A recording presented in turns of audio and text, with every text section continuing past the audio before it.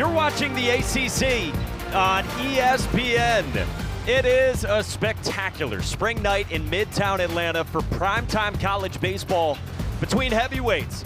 Number 18, Auburn, who was just ranked 5th in the country. They've got one of the best pitching staffs in the sport. They face number 3, Georgia Tech, who's dreaming of a long-awaited return to Omaha with a historically good offense. With that, we say hello, and thanks for joining us. Alongside Kyle Peterson, I'm Mike Monaco, and this is the good stuff. ACC and SEC, two teams that have been parked in the top 5 for a big chunk of this season. And, oh yeah, we got a sellout crowd here tonight. Yeah, they think it's going to be the biggest midweek crowd they've ever had here at Georgia Tech. They let the students in, too, and they fed them. And by the sound of the students early, they're also well hydrated. Yes. So, and they're positioned right behind Auburn's dugout, so I'm sure they'll be quiet the entire night. It's a great setting for a midweek game. Yeah, this could be fun. We've got an awesome Georgia Tech offense that not only is the best in the country, KP, it's the best in program history so far. Yeah, it's pretty crazy. I mean, the general thought was coming into the season, Georgia Tech offensively is really going to hit, but I don't know if anybody thought that they would be this good. They lead the country in batting average. They lead the country in runs per game. There is not an offense in the country that will come at you 1 through 9 the way that they do. It's a team OPS above 1,100 as a club, and led by 2 superstars, 2 guys that ultimately are going to go in the first round of the draft. Von Lackey has been shooting up draft boards. He'll go quicker than 21, I'll tell you that. And Drew Burrus, who had as good a first 2 seasons here at Georgia Tech as anybody has. By his standards, he's down a little bit this year, but it's still the best offense in the country. Yeah, they're waiting for him to go on a heater. Meantime, premier talent, too, for Auburn. Their sophomore catcher, Chase Freilich, he leads the team at OPS. He's calling the game behind the plate. His head coach, Butch Thompson, told us this guy's the face of our program. Yeah, and they ask him to do so much, too. And so often you'd love to have your leader back behind home plate. They see the whole field, to control the ball game. Freilich has done that. Now a chance to really catch every day, and it sounds like he's going to literally catch every day for the next 2 or 3 weeks. Yeah, that's the plan. And then the goal for this Auburn offense, as you check out Bristol Carter, Chase Freilich, Chris Rembert, another premier talent and company, is get the offense in gear, because they're 3rd worst in the SEC in runs per game. 9 SEC games, they've scored 29 runs total. They scored 4 last weekend. It is a young Auburn offense. 6 of the 9 are either freshmen or sophomores. It's very different from what you see on the other side of the diamond. So you expect there to be some growing pains. Now they're going to need a jump. They're going to face a pretty talented left-hander. This is somebody they're excited about here at Georgia Tech. Cooper Underwood's a freshman. 6th appearance of the year. It will be his 5th start. If you get him one time through the lineup, I think that's probably ideal for Georgia Tech. But it's stuff that plays into potentially a weekend role at some point in his career. Now he gets a chance to face one of the SEC's best. Here we go on a great night from Rush Chandler Stadium. Ball 1, the Bristol Carter, and away we go. Bristol Carter has been an igniter atop the Auburn lineup. 18th in the country. Told you, down in yesterday's new poll from 5th. They've lost 5 straight in the SEC to lose a series that was really close against Texas, and then got swept over the weekend by their rival in Alabama. Chopper over Underwood, and from short, the sure-handed Carson Kurtz. Kent Schmidt digs it out, and there's one away. Well, for this Auburn offense, it doesn't have a ton of thump from a home run standpoint. Carter's a guy you got to keep off base. 19 stolen bases this year. That's a big first out for the freshman to not have to worry about him standing on first. And now you turn your attention to a couple sophomore stars. The first being Chase Freilich. Told you, team leader in OPS. And as you said, he is going to be behind the plate a ton for Butch Thompson,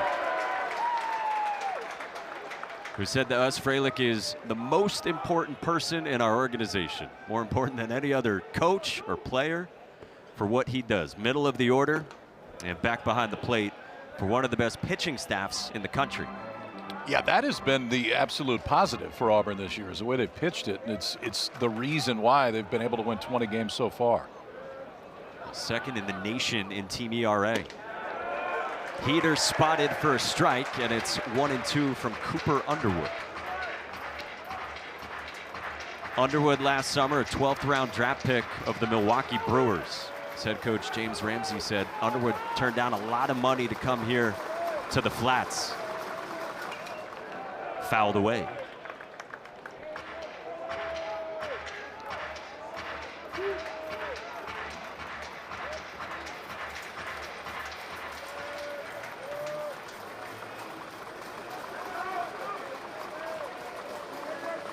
Another 1-2 on the way to Freilich. Pulled to right center field, and Freilich plugs the gap all the way to the wall. The sophomore catcher stayed on the breaking ball, and he's got a one-out double and the game's first base runner. Pretty impressive move to it right there, because it looked like he was fooled by spin right away, but those hands stay back. You can see a first move just a little bit out in front, but the backside goes down low enough to get the barrel to it, drive it out to right center field. And Freilich's on there with a one-out double here for Auburn. So he goes right into scoring position in front of Chris Rembert. Rembert, the sophomore second baseman out of Pensacola, Florida, who was a preseason first-team All-American, according to D1 Baseball. Kylie McDaniels got Rembert 28th on his MLB draft rankings, and trying to get closer to 100%, coming back from a sprained ankle that Rembert suffered in the second game of the season.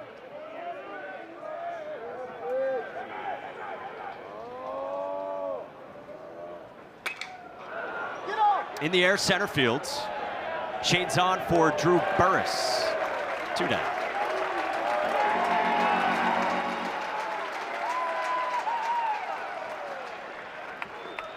We're probably going to see a lot of arms today. So for Cooper Underwood, maybe a couple of innings. Boy, if you can get through this top chunk of Auburn's lineup here in the first, that'd be a big win. Yeah, I mean, that's your biggest test in this lineup, is what they throw at you right away. And good early returns for the freshman, who's filled up the zone early, too.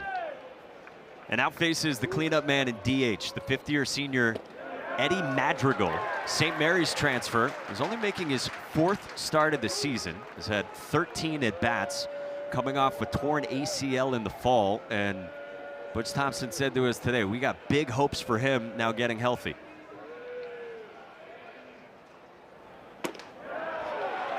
Filling it up, 0-2. Yeah, this is kind of like that midseason trade that you get a guy out of nowhere and now you plug him right in the middle of the lineup. They're really hoping that Madrigal can add some thump to this Auburn lineup. Underwood's 0-2. Twists up and away.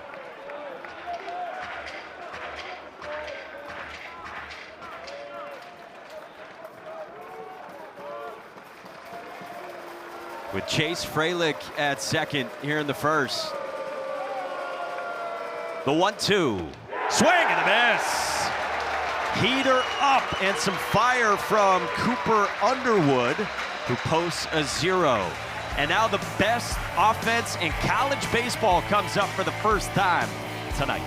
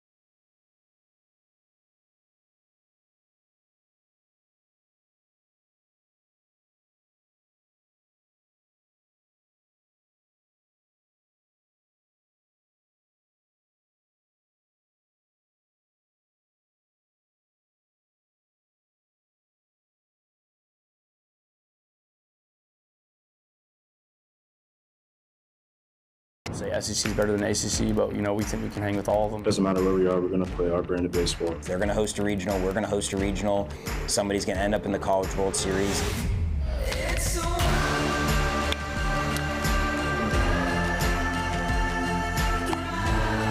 We have the expectation to go in and win every game. It's just a matter of, be that last team standing. That's the goal for these two programs, and for Georgia Tech trying to get to Omaha for the first time since 2006. We told you it's an offense that averages 11.5 runs per game.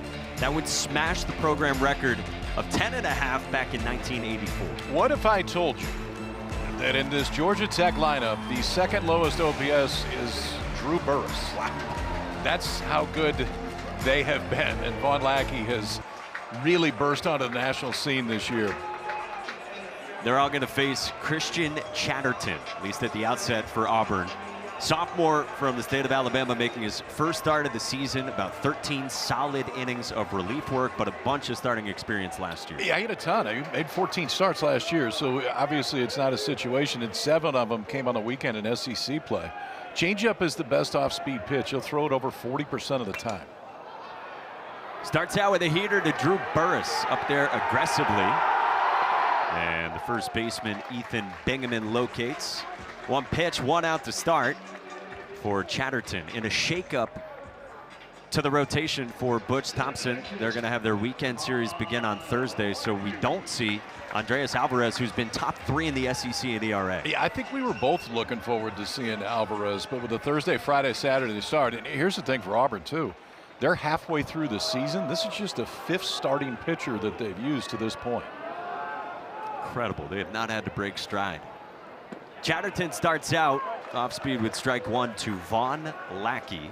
D1 Baseball says is the best catcher in the country. We showed you Kylie's rankings from last month for the MLB draft, 21st, and the buzz is way higher than that for him right now.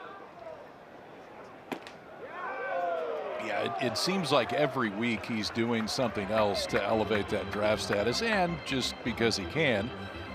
He went and played every position in the field here a couple weeks ago. Yeah, not bad for one of the super athletic catchers you will find. Right on right, changeup spotted for a strike, and it's 1-2 on Lackey. See where he ranks in the ACC in all these offensive categories. We showed you top 10 in the nation in OPS. We got a phone call pregame from Chris Burke, who said he needs to be a Golden Spikes Award candidate. Thank you, Berkey. Fouled away. Is he not? Thank you, Chris. I'm sure they hadn't considered it up to this point. And we're off and running. Yes. Chatterton rocks into another 1-2. And on the hands of Lackey and pulled foul. There was that changeup. He's thrown a few to Lackey in this at bat. 75 miles an hour. When he gets over the top of it, it has really good sink to it. That one had some arm side run, got in on Lackey. It's just right-handed hitters, when you're facing a right-handed pitcher, you don't see a lot of right-on-right changeups, but you will see plenty tonight. In foul ground outside of first, and Bingaman ran out of room. Yeah, you were saying earlier today in our conversation with Butch Thompson, right on right, the changeup usage is nearly 50%. Yeah, it's 45, 46% that it's been this year. Now, those have been in relief roles, so we'll see if the approach changes at all with the starting role tonight. Another 1-2 to Lackey. No chase up the ladder. It sounds like they would, and obviously need in a starting role to establish more of the fastball. But if you do, it makes that changeup even better. 8th pitch to Lackey. Chopper left side at third, and Eric Guevara on the run has out number 2. Well, we told you it has been a phenomenal pitching staff for Butch Thompson and his group this year. Top 2 in the country as a team in ERA, the best in the SEC, and just rolling along. Throwing a ton of strikes. I mean, they pitched it well. I know they got swept last weekend against Alabama, but they pitched it well in that series, plenty well enough on the mound to at least win 2 out of 3. It was just the offense that couldn't get anything going. Led by Jake Marciano on Friday nights. Jared Advincula lines one into left, and a sliding bid by Bub Terrell ends a 1-2-3 bottom of the first. Nicely done by Bub Terrell in left on a hot shot from Advincula.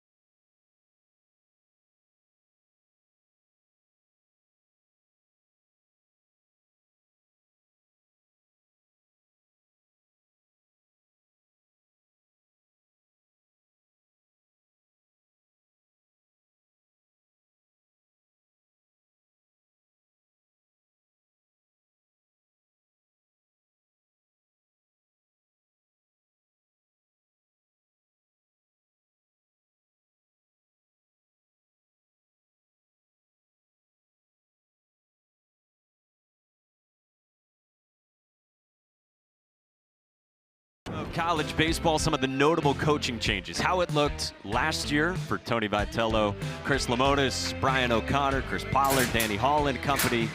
And how it looks this year at these schools, and notably on the far right there, James Ramsey in his first year as the head coach after getting promoted from being on staff here with Danny Hall for so many years.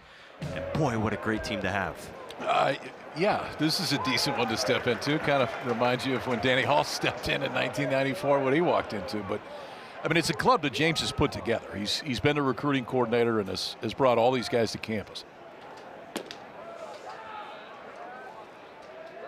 Eric Guevara leads off for Auburn here. Third baseman in the 5 spot against Cooper Underwood.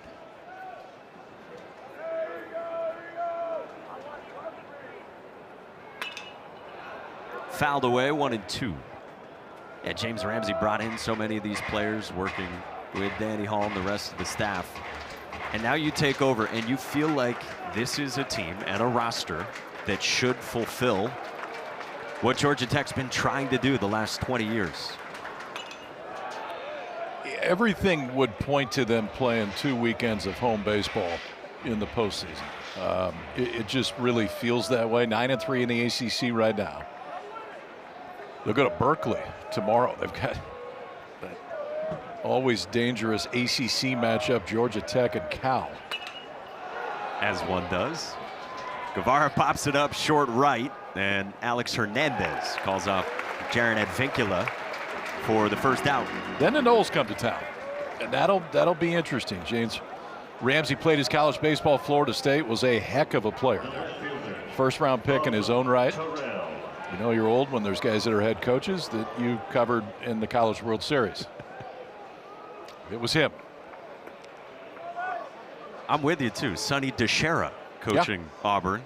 It's 4 years ago we had him in Omaha. Feels like yesterday. He's got to work on his fungo game a little bit. Really? Yeah. There was too many fly balls in the pregame fungo. There's James in college, ACC Player of the Year. Florida State ended that season in Omaha. And from that time, and even previous to that, just built to be a coach. Yeah. Bub Terrell lines one the opposite way, deep to left. Brocious is back. It is gone. Oppo for Bub. And Auburn strikes first.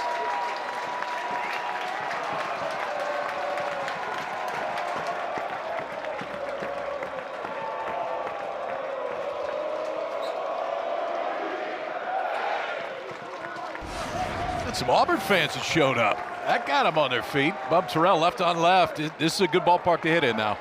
It's a good place to show up if you want those power numbers to go up. But you still got to give it a ride, still got to backspin it. And Terrell does it right there. Opposite field solo home run, his 5th of the year, gives Auburn the lead. A guy with so much talent, sophomore from Alabaster, Alabama, with his 5th to put the Tigers on top. You know, part of the story with the Auburn offense, guys nicked up as much as the coaching staff would not want to make that excuse. Terrell a little bit dinged up. He didn't play Sunday against Alabama, but looks fine here.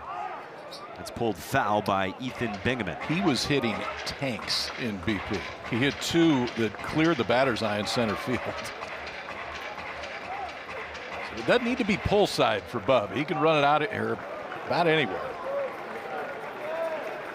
Now 0-2 on the freshman Bingaman in the 7th spot. And he bounces one past the dive of Schmidt, and Vincula to the covering Underwood, but not in time. A 1-out base runner for Auburn. I think that's one where Schmidt's got to stay put. You got a left-handed pitcher, so momentum's going to pull him to the third base side. It's going to be tougher for them to get there. The minute that he lays out, he's got no chance to get back to first base. So then you're counting on your second baseman having to hit a left-hander in stride, and then he's got to find a base. Even if he does, I think he's safe. Probably better there just to trust your second baseman can get to it and try to get back to first. So puts a man aboard for the right fielder in the 8th spot for Auburn, Cade Ballou. And a first pitch breaking ball in for a strike. Auburn native in year 3 with his hometown team. For his career, an OPS over 900, 13 home runs in his opportunities. Trying to get the bat going this year. pulled foul, 0-2 on Ballou.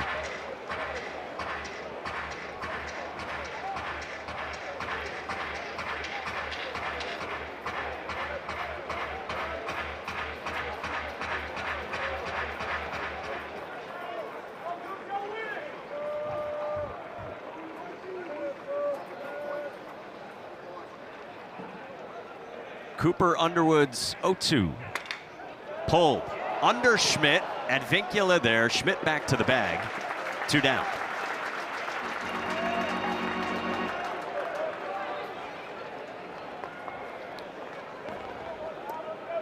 So with 2 away here in the top of the second. Now to the 9th spot in the order for the redshirt freshman shortstop from Salem, Alabama, Brandon McCrane. Older brother of Mason, who has started a bunch this year. Brothers separated by 1 year and 3 weeks. Stepped in nicely at shortstop for Auburn. Good stop by Von Lackey. Butch Thompson pretty excited about this freshman. Redshirt freshman. But, I mean, was there last year and knew he was going to redshirt when he got on campus, and so that's fine. Let's use this opportunity to make me a better ball player. And they plugged him in at short this year. Old school redshirt freshman in this world. Don't hear that a whole lot anymore if they stay at the same school. Fastball dotted inside edge.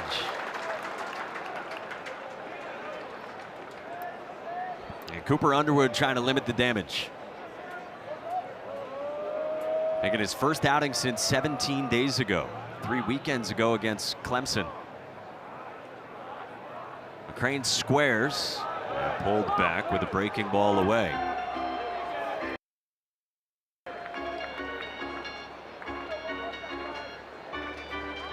Underwood viewed as a future weekend starter for this Georgia Tech program. Check at second on Bingaman. That's a good job by Advincula just to keep that ball in the infield. It gets past, and it's a pretty good chance Brigham's going to be standing at third base on this, but you got no chance to get him, even on a perfect throw, but takes it on the short off glove side just to make sure the base runner can't move. And now the 2-1. Leaks outside, 3-1, with the lineup ready to turn over for Auburn.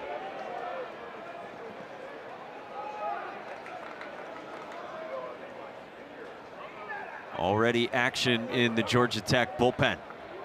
On a bullpen day for the Jackets. 3-1. Up and away, and a 5-pitch walk puts 2 on for Auburn with 2 outs here in the second. And the lineup flipping back to the top for Bristol Carter. You're probably going to see this a fair amount. You don't watch a lot of midweek college baseball very often. These guys in the bullpen are going to get their chance, and you could see 1 inning, maybe 2 inning stints all the way through.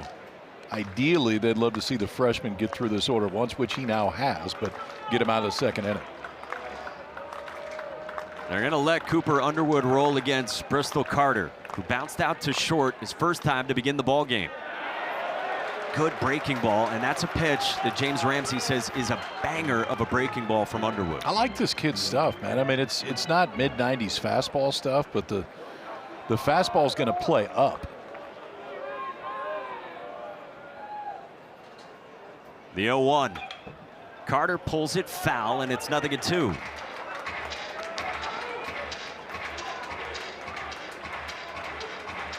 Carter in his second year after transferring in from East Carolina. Been a real spark plug at the top for the Tigers.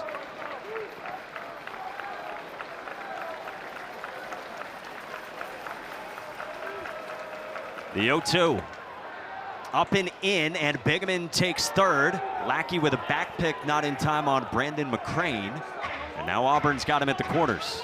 It's interesting. I think Lackey was going to go backside runner on that, and he was just assuming it was a double steal, which in that spot most of the time it is. Bingaman's off and running, and that's just his second stolen base of the year, but Lackey immediately was looking to second base to try to get the trail runner who stayed put. So now they're at the corners with 2 down in the second.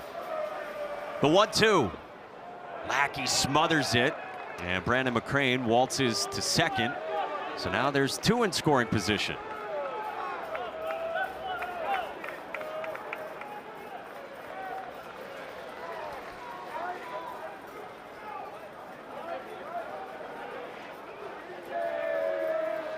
Two balls and 2 strikes. Cooper Underwood deals. Pulled foul.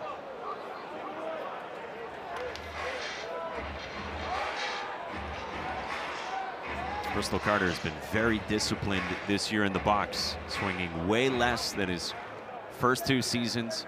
Chase rate way down. He's been walking a lot more, making the freshman Underwood work. 2-2. Pulled to third. That's a fair ball down the line for Bristol Carter. Ethan Bingaman scores with Brandon McCrane right behind him, and Auburn extends the lead to 3-zip in the second.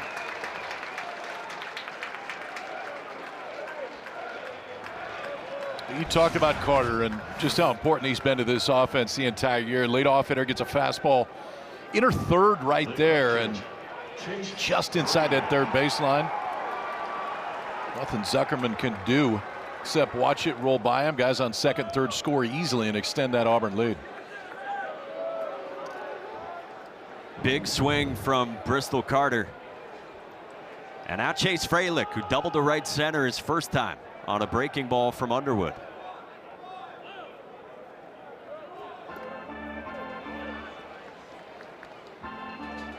Boy, that's got to feel cathartic for this Auburn offense. You mentioned 4 runs over 3 games against the Crimson Tide. Runner takes off, and Lackey's throw in time to get Bristol Carter, who wants another look against perhaps the best catcher in college baseball.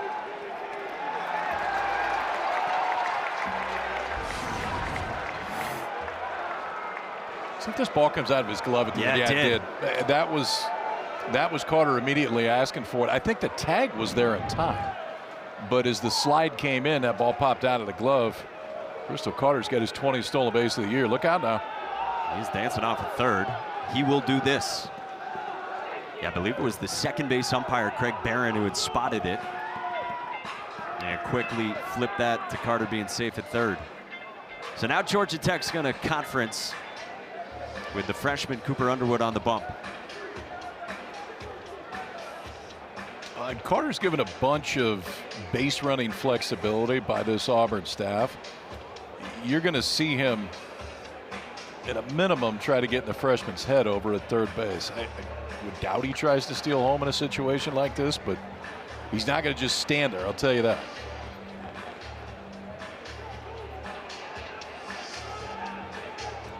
And for Underwood, he'll try to limit the damage right here. A solo shot from Bub Terrell, and then a 2-run double from Bristol Carter here in the second for Auburn. That's up and in. 2-0 on Chase Freilich.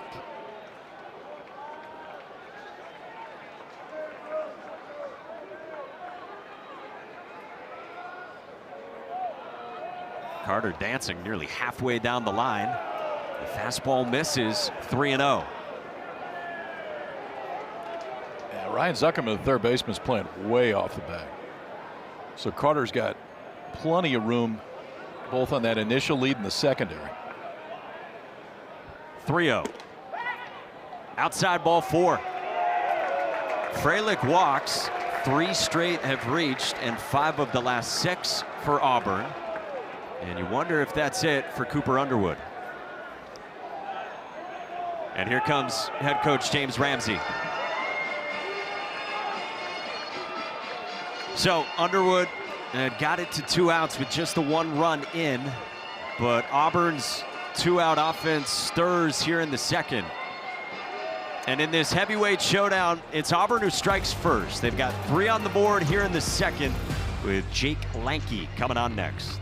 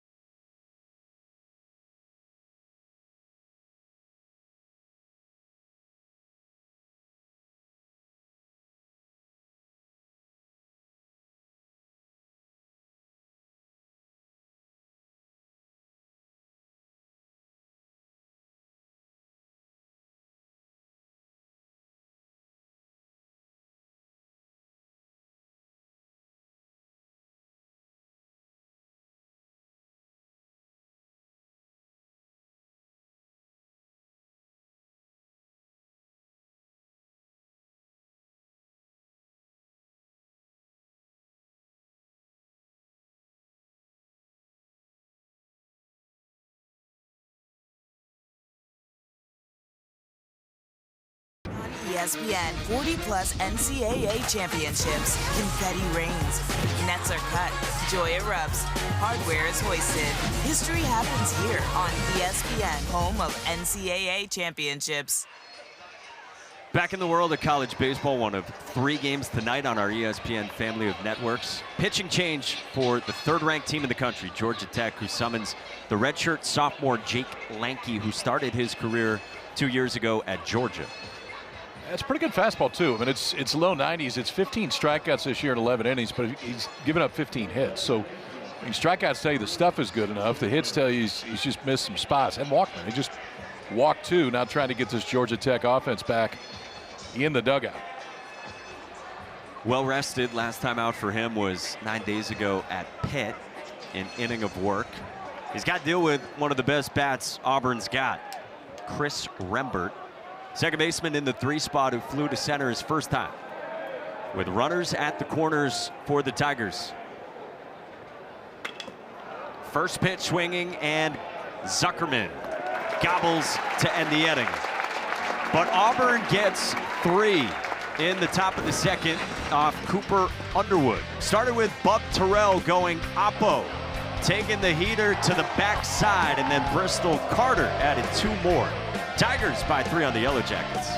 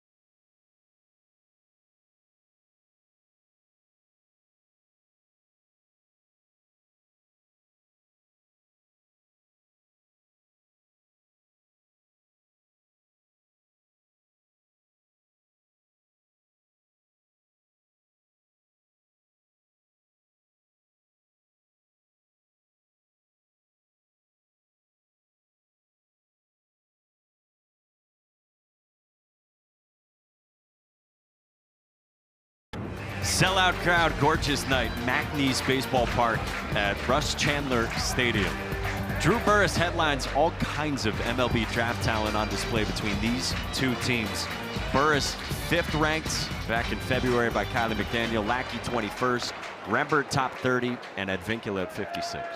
Yeah, Advincula, one of the main adds to this Georgia Tech team out of the portal last year, who has increased his offensive numbers even more since coming over from Cal.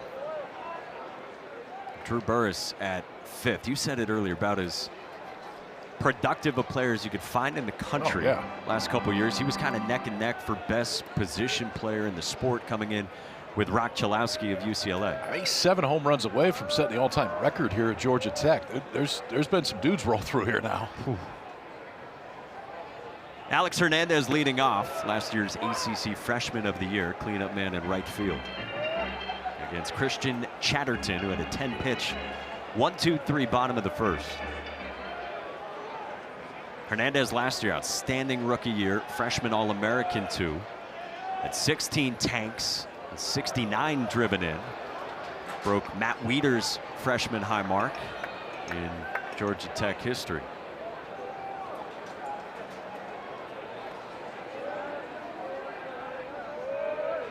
And start number 1 this year for Chatterton. Right on right changeup. It's pretty amazing with this Auburn staff that they had not tweaked their rotation, like we said, at all, almost to April. Yeah, I mean, we're halfway through. Today is the halfway mark from a game standpoint for both of these teams. Swing and a miss. Hernandez strikes out, and there's one away.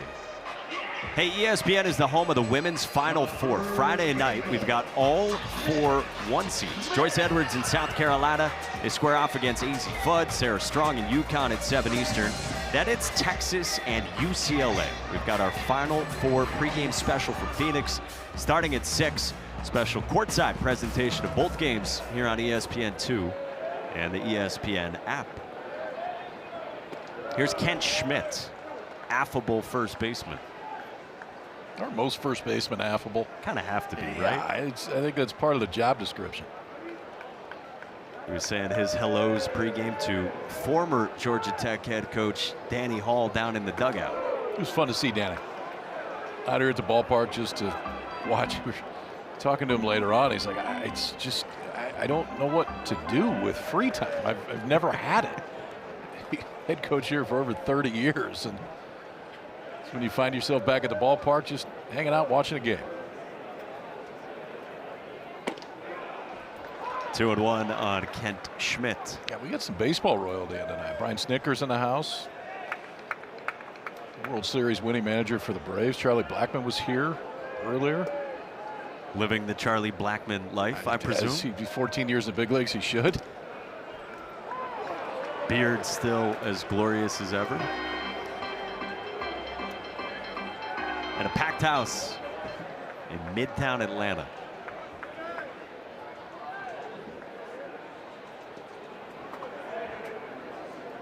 Chatterton's 2-2. Up high, full count on the always patient Kent Schmidt. That's the one thing with this Georgia Tech offense. So often when you talk about big-time power and the home runs are among the nation's leaders, you're talking about big-time strikeouts too.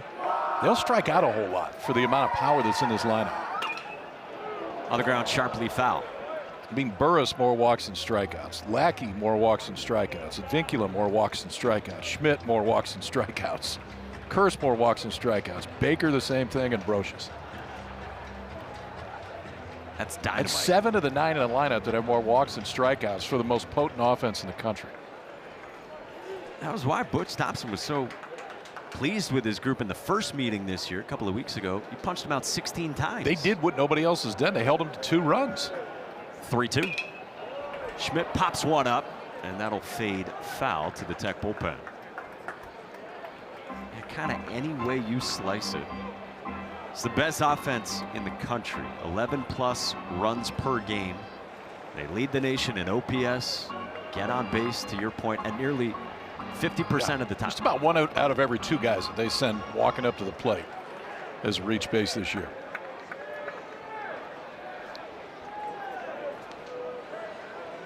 Second in the country, to your point, in walks. And this guy swings as little as anyone. Kent Schmidt. Payoff. Just missed. Schmidt takes the changeup, and Georgia Tech has its first base runner tonight. That's a pretty good 3-2 change right there. It looked like it caught enough of the plate for me, but I will admit some bias generally in that category. But at any rate, Schmidt, who's not afraid to stand up there and work the count, does it right there to get the first base runner of the night for Georgia Tech. So it brings up powerful pit transfer Ryan Zuckerman, third baseman in the 6th spot, who Drew Burris has said was a perfect candidate to go into the James Ramsey School of Hitting. They wanted him to cut down on strikeouts when transferring in. And boy, he has put together a great start to this season. OPS at nearly 1,200.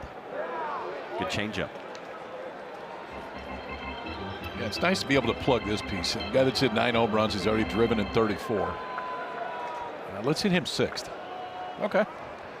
Sure. That works in this lineup. D1 Baseball has Zuckerman as the 8th best third baseman in the country.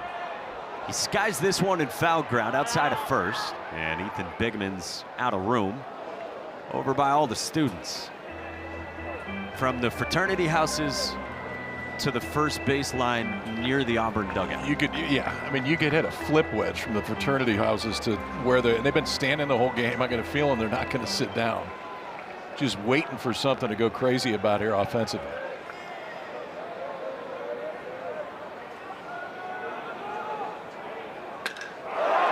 Struck well. Right field. Gone for Ryan Zuckerman. It's a one-run ball game.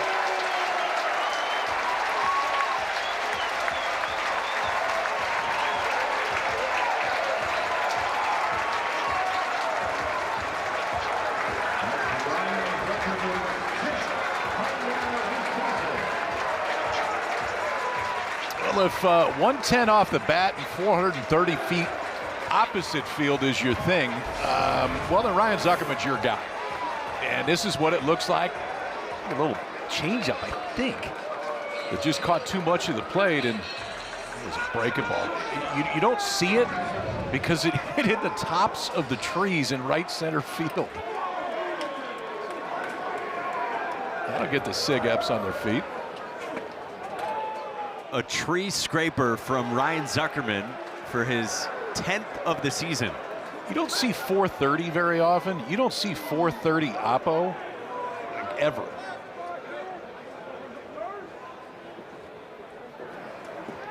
Two 2-0 on Carson Kirst, the shortstop.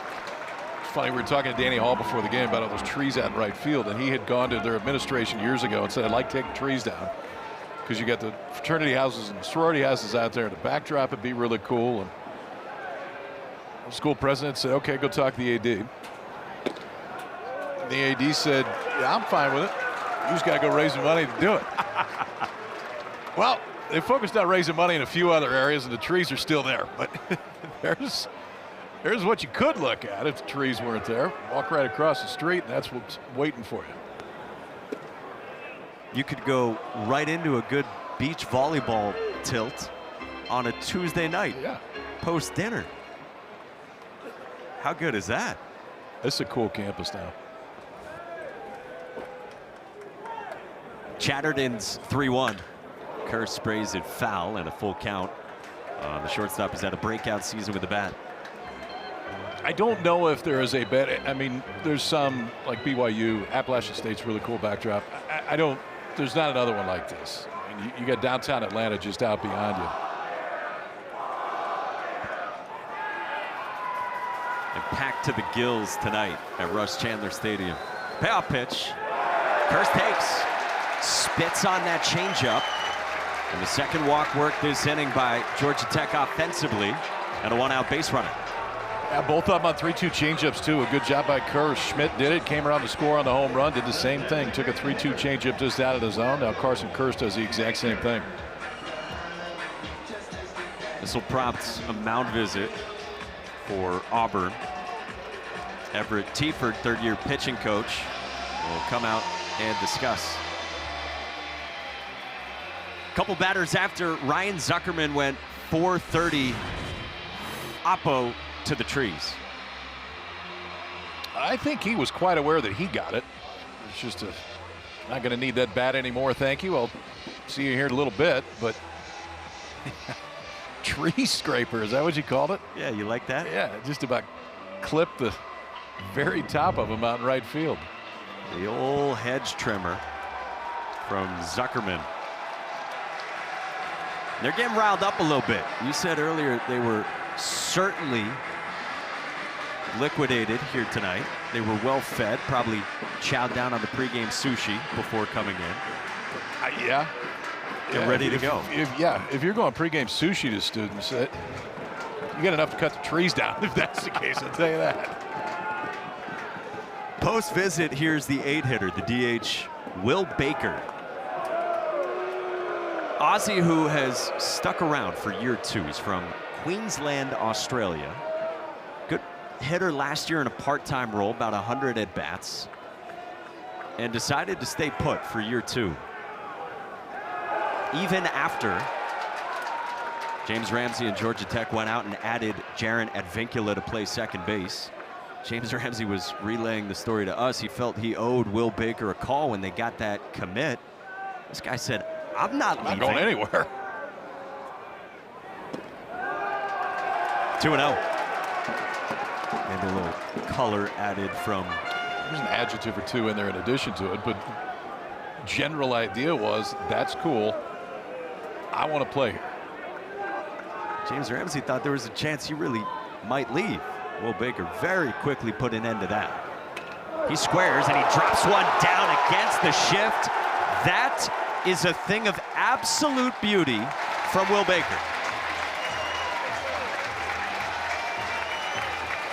Eric Guevara over at third base. You talked about the shift, and so often with a left-handed hitter has the ability to put a bunt down. That third baseman's so deep that it doesn't need to be perfect. It just needs to be down to where the pitcher can't field it. Watch how far Guevara has to go for that.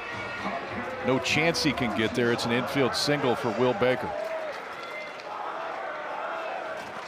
So 2 aboard, and the chants ring out for the 9-man in Georgia Tech's lineup.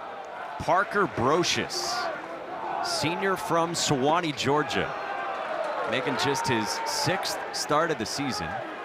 But how would you like to have 25 at-bats this year and have 3 home runs and 16 RBIs? You're probably going to start getting more bats. And sure enough, here they are for Brocious. Fouled it back on a healthy cut. 4th year in the program for Brocious. 3rd year in a row that he's in the mix, starting a chunk of games. 2 years ago started 33 games. Last year started 38 games. James Ramsey raves about a guy who has stuck with it. Says good programs are built on the backs of these guys. 1-2. Well, that's one thing that James has done, man. Their high school classes, really since he became in charge of recruiting, have been among the best in the country pretty much on a yearly basis.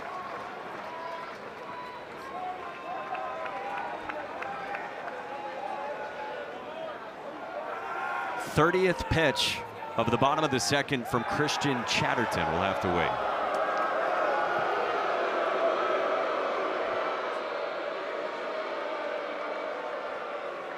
He struck out Alex Hernandez to begin this inning. Retired the first 4 tonight, and then walk, 2-run shot, walk, bunt, single. The 1-2. Brocious strikes out. Right on right with the changeup again, and 2 Ks in the inning for Christian Chatterton. It's pretty easy to give up on this one. You just don't see the pitch very often as a right-handed hitter, and that changeup, as it's getting towards home plate, has good sink on it too. Just drops right in the middle of the zone for the 2nd strikeout of the game and the inning. And it sets up a massive AB for Drew Burris. Superstar center fielder. Popped to first his first time against Chatterton.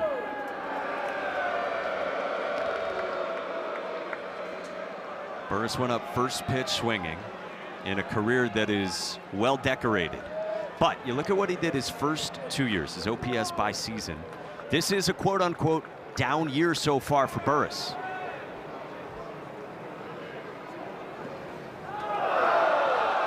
James Ramsey said to us pregame, Drew Burris about to get on a heater soon. Well, a Drew Burris heater is about as warm as anybody can get on in the country if that does happen. You just feel like it's going to happen at any point too.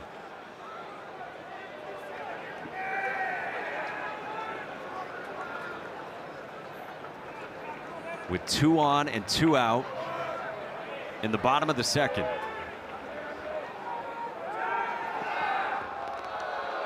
Chatterton working off his catcher Frelick there, dropping the glove. You could see that glove go down, and that's the sign for Chatterton to spin.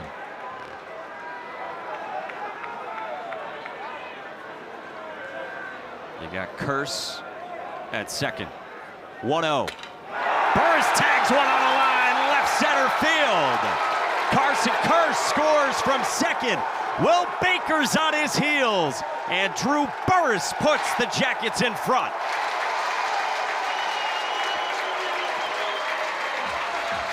Tell me again what James Ramsey said about Drew Burris.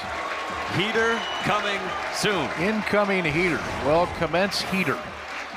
Maybe starting right here. He swung at the first pitch of the game and popped it up. This time waits a little bit longer. 108 off the bat into left center field. Bob Terrell's got to cut that ball off. And I know he's not moving great out there, but that's the difference, I would think, of that trail runner scoring or potentially having to stop at third base. Instead, it's 2 driven in for Burris, and it looks like Auburn will head to the pen. 3 for Auburn in the top of the 2nd. 4 for Georgia Tech here in the home half of the second. Everett Tieford comes out to get Christian Chatterton, and we are off and running. Folks, we can assure you, points will be plentiful. There will be more of them. They ain't done.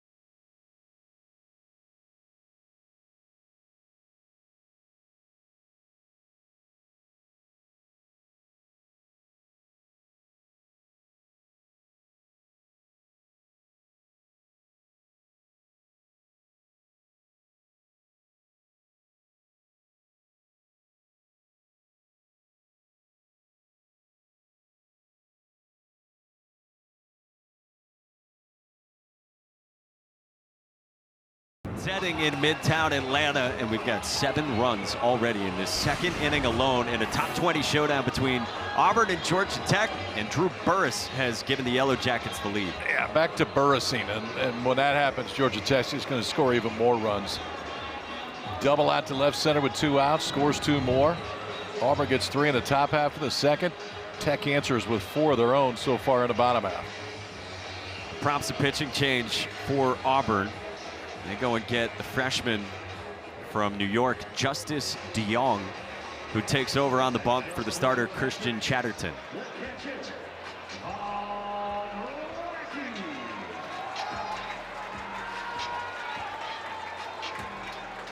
See just 3 appearances so far, 2 2/3, and not a whole lot of work so far to begin his collegiate career. He's got to deal with one of the best players in college baseball in Von Lackey. Lackey tags one. Deep left field. Terrell's back, and that ball is gone.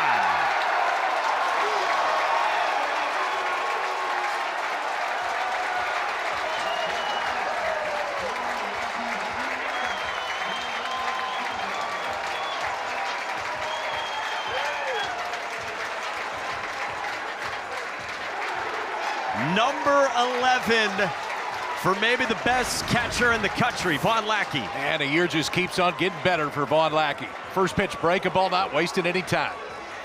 Got the one that he was waiting for, got the one he wanted. 353 down the left field line. 2/3 of the way up the football facility. Lackey drives in 2 more. It's not a 6-run second for Tech.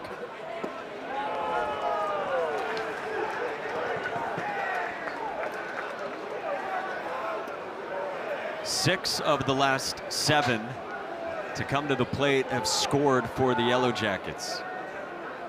It's the 3-hitter Jaron Advincula, line to left his first time, and he's ahead 2-0 against the freshman DeYoung.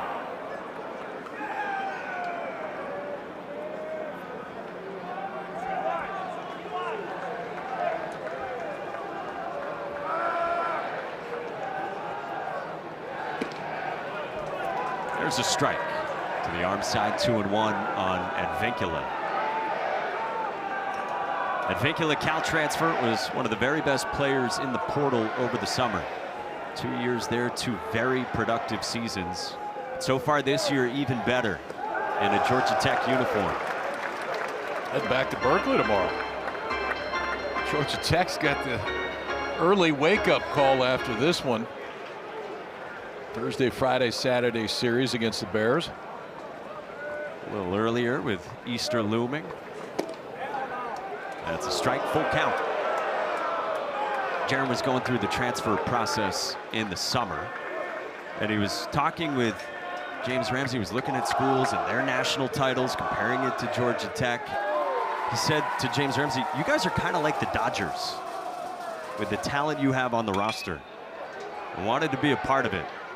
He rolls one to Chris Rembert, and the inning finally comes to a close, but not before a half dozen on the board from the Yellow Jackets. We may have mentioned that this is a pretty good offense. Well, you got to see a few reasons why.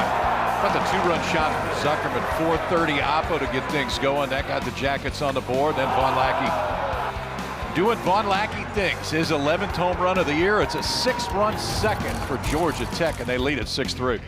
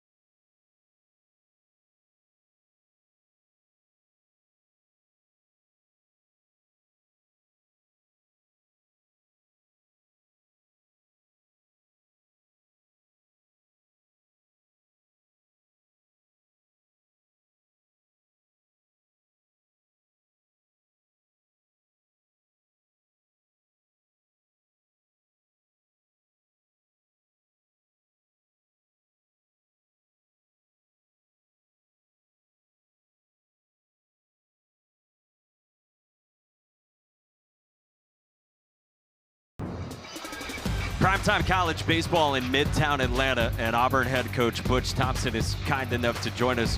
Butch, you faced this Georgia Tech team, their offense once already. You pitched so great against them in the first meeting. What's the challenge in going up against their offense? Well, you don't want to give them any freebies, but you know everything we've been watching on video is what I just saw that inning, and we pitched them pretty good over there. But, you know, this is a bullpen game by both teams, so you know, both teams got to hang in there. Both offenses, our offense has got to try to keep up with the pretty lethal lineup tonight.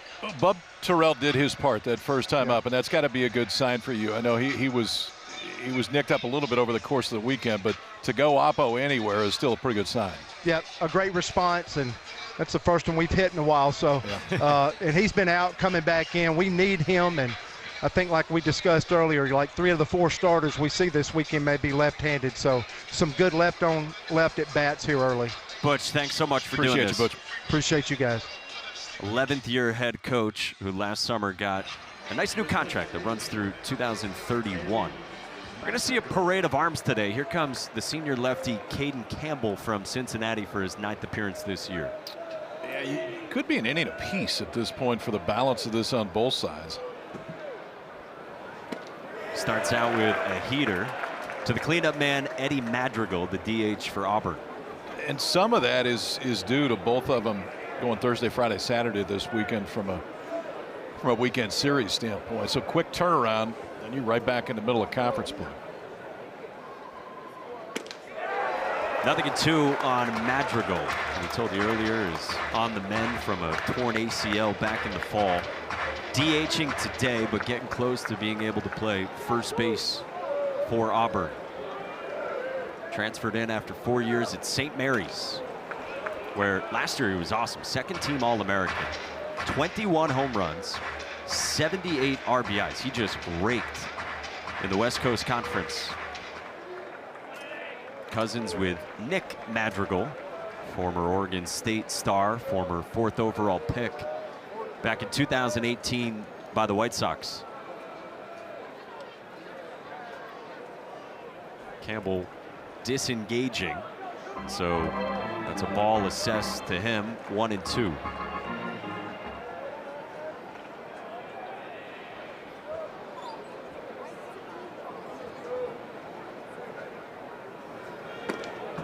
Two and two on Eddie Madrigal.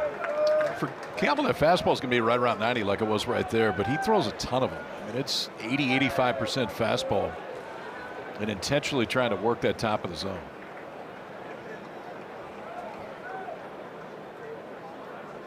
2-2. Yanked outside and a full count on Madrigal. Strap in for offense tonight. Coach Thompson was saying they hadn't homered in a while. He said to us earlier, something to the tune of 2 home runs the last 60 innings. Struck well center field. Drew Burris goes back onto the track with a bunny hop for out number 1.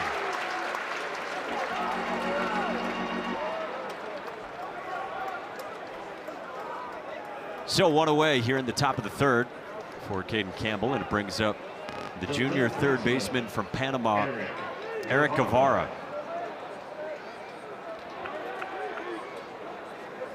Third year in the program. Last year, very productive season when healthy. OPS right around 950 a year ago.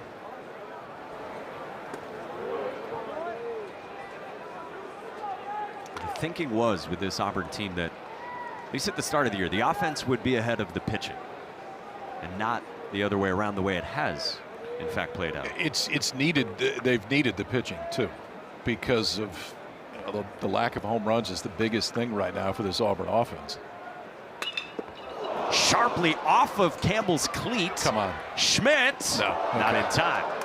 And Guevara takes off for second, and he will get there with 1 out here in the 3rd on a laser of a comebacker at 106 off the old Adidas spike. It doesn't hurt right at the beginning. Now it maybe starts to hurt a little bit right now. And give Campbell credit, too. He took off running. I mean, that turned into actually a play at first base. I think it was off the bottom of his foot. If you're going to get hit on the mound, that's exactly what we want to get. Where you want to get hit, Schmidt. Just trying to make something happen. The minute it goes away, good heads up. Base running by Guevara to end up at second. It's good to see Campbell's all right. Now he's got to deal with Bub Terrell. Very talented left fielder in the 6th spot who homered Oppo his first time just 1 inning ago. And ball 1 to start from Caden Campbell. Fine freshman season last year for Bub. His OPS last year around 830, drove in 41, and his numbers have ticked up in year 2. Seeing more pitches than he did as a rookie. Fouled away. And if you weren't with us, maybe about an hour ago at this point, Bub Terrell Oppo. Butch's point was interesting too, talking about it, that they think potentially going to face 2 left-handers over the weekend against Arkansas. So good to see that approach, because Terrell's going to be in the lineup. I mean, if he's healthy, he is in the lineup somewhere. That ability to go left on left and take it out the other way is a good sign. We had a mound visit here from Georgia Tech pitching coach Matt Taylor. 3rd year on the job after coming in from pro ball. A guy who has done wonders for the Yellow Jackets. Yeah, I got a chance to meet him before the ball game. I hadn't before that, and I just said, man, I've heard from so many different people how good of a job that you've done here, and it has been. I mean, you get, start talking to other coaches just about teams and who have you seen and everybody else, and his name consistently came up as just being a difference maker since he took the job.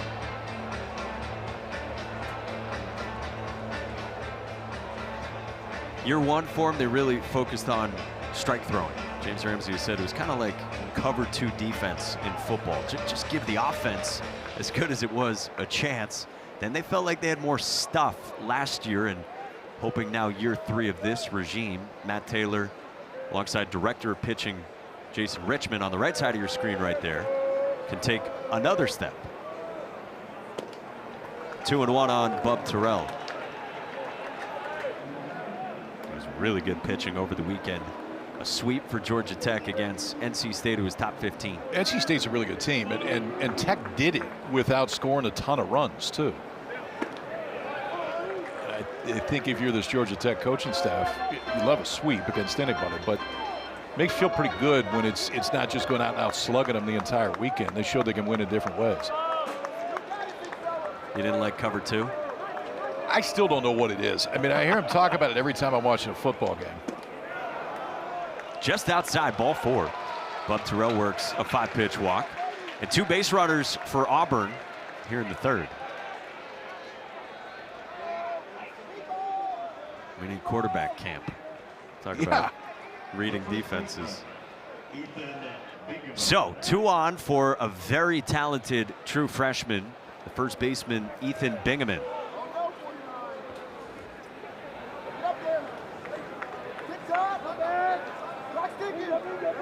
From Redlands, California. Fastball in for strike 1.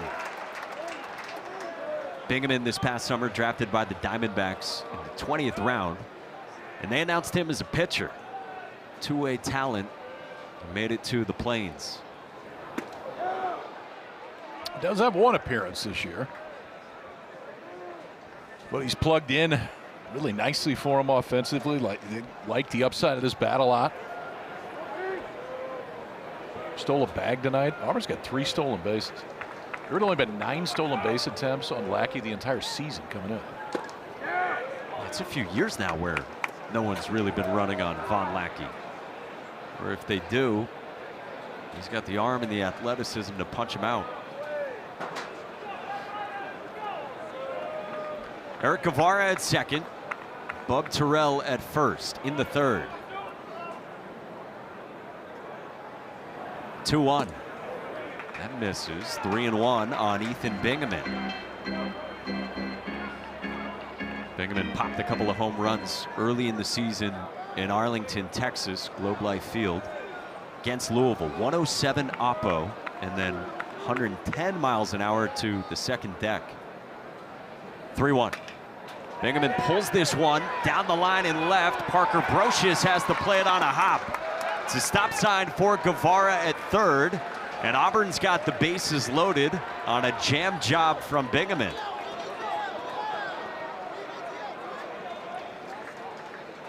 Yeah, that's the tough ball for the outfielder because it's a full swing, and when a guy gets jammed, sometimes you're immediately going off of the swing, and you can't tell that the ball got in on his hand. So a little bit of a late break for Brocious to get over there. I'm not sure if he makes the play anyway.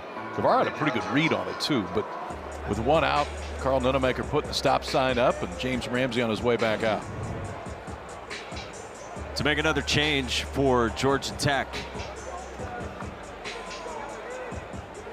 Caden Campbell came on after Jake Lanke faced just 1 batter, and now the 4th arm of the night for Georgia Tech will be Dylan Loy, the prize Tennessee transfer, right after this.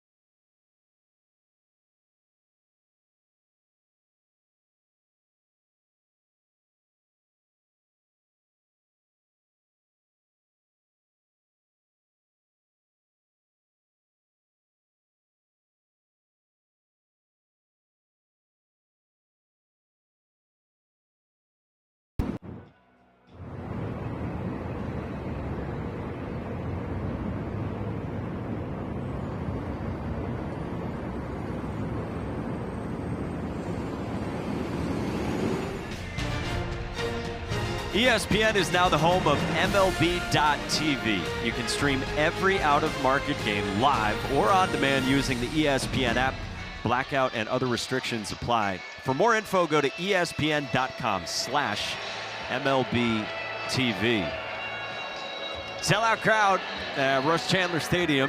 Kyle Peterson, Mike Monaco, our entire crew with you. And Georgia Tech back to the bullpen for the junior lefty Tennessee transfer Dylan Loy. This is the one guy that Georgia Tech can bring in the bullpen that can give you a little bit of length. Loy has 5 starts this year. Upper 80s fastball. Fair amount of cutters. Slider, curveball, and he'll throw some changeups to right-handers. But a guy that knows his way around high-level college baseball. Hadn't walked many this year, just 5 in over 25 innings. Comes into a bases loaded bind against Cade Ballou. Gets ahead 0-2. James Ramsey touts Dylan Loy's experience at Tennessee. 54 appearances over the last 2 seasons, including, as you said, in Omaha. 0-2 to Ballou. Swing and a miss. 2 down. A big spot right there for Loy. You come in, you got bases loaded, 1 out, but at least get the lefty-lefty matchup. Everything was away on that breaking ball. Slider down in the dirt. Good job by Lackey to keep it right in front of him. That big strikeout for the 2nd out of the inning. So now to the 9th spot for the redshirt freshman shortstop Brandon McCrane, who walked and scored his first time in the 2nd. First pitch. Bounced foul by McCrane. Talked about the redshirt year last year for McCrane. And then this year has assumed a bigger role. Auburn had brought in Ryan Farber, a transfer from Texas State. They thought he'd probably be the guy at shortstop, but Farber last week had toe surgery on his big toe. He's out 6 to 7 more weeks. 0-1. Caroms away from Lackey, but he pounces with Guevara at 3rd. So without Ryan Farber, Brandon McCrane, as you said, has done a very nice job. At one point had a 12-game hitting streak. And the key for him, Butch Thompson was saying, is get to the fastball. It's been a big focus for this offense. Loaded up here in the 3rd. Just inside. Good take for a freshman in that spot, too, because you're facing a vet in Loy who's just looking for you to expand that zone a little bit. 1-1. Now you flip the count, get it to a hitter's count of 2-1 with the bases loaded.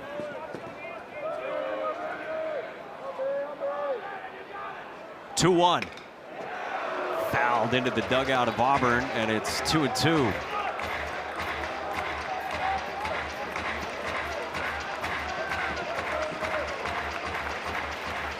Loy's got a few options here. Late on the fastball.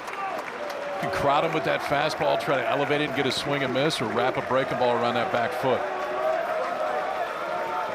Bases loaded, 2 down in the 3rd.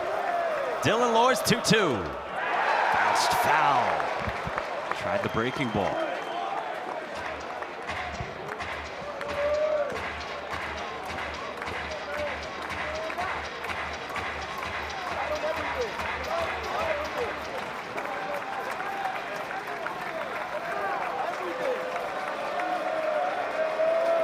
Loy picks one out. 2-2. Popped up, foul ground, and that'll fade off behind home plate. And we'll do it again. I don't know how this ends for the freshman, but pretty good at bat in this spot right now. He's fought off some good ones from a veteran left-hander.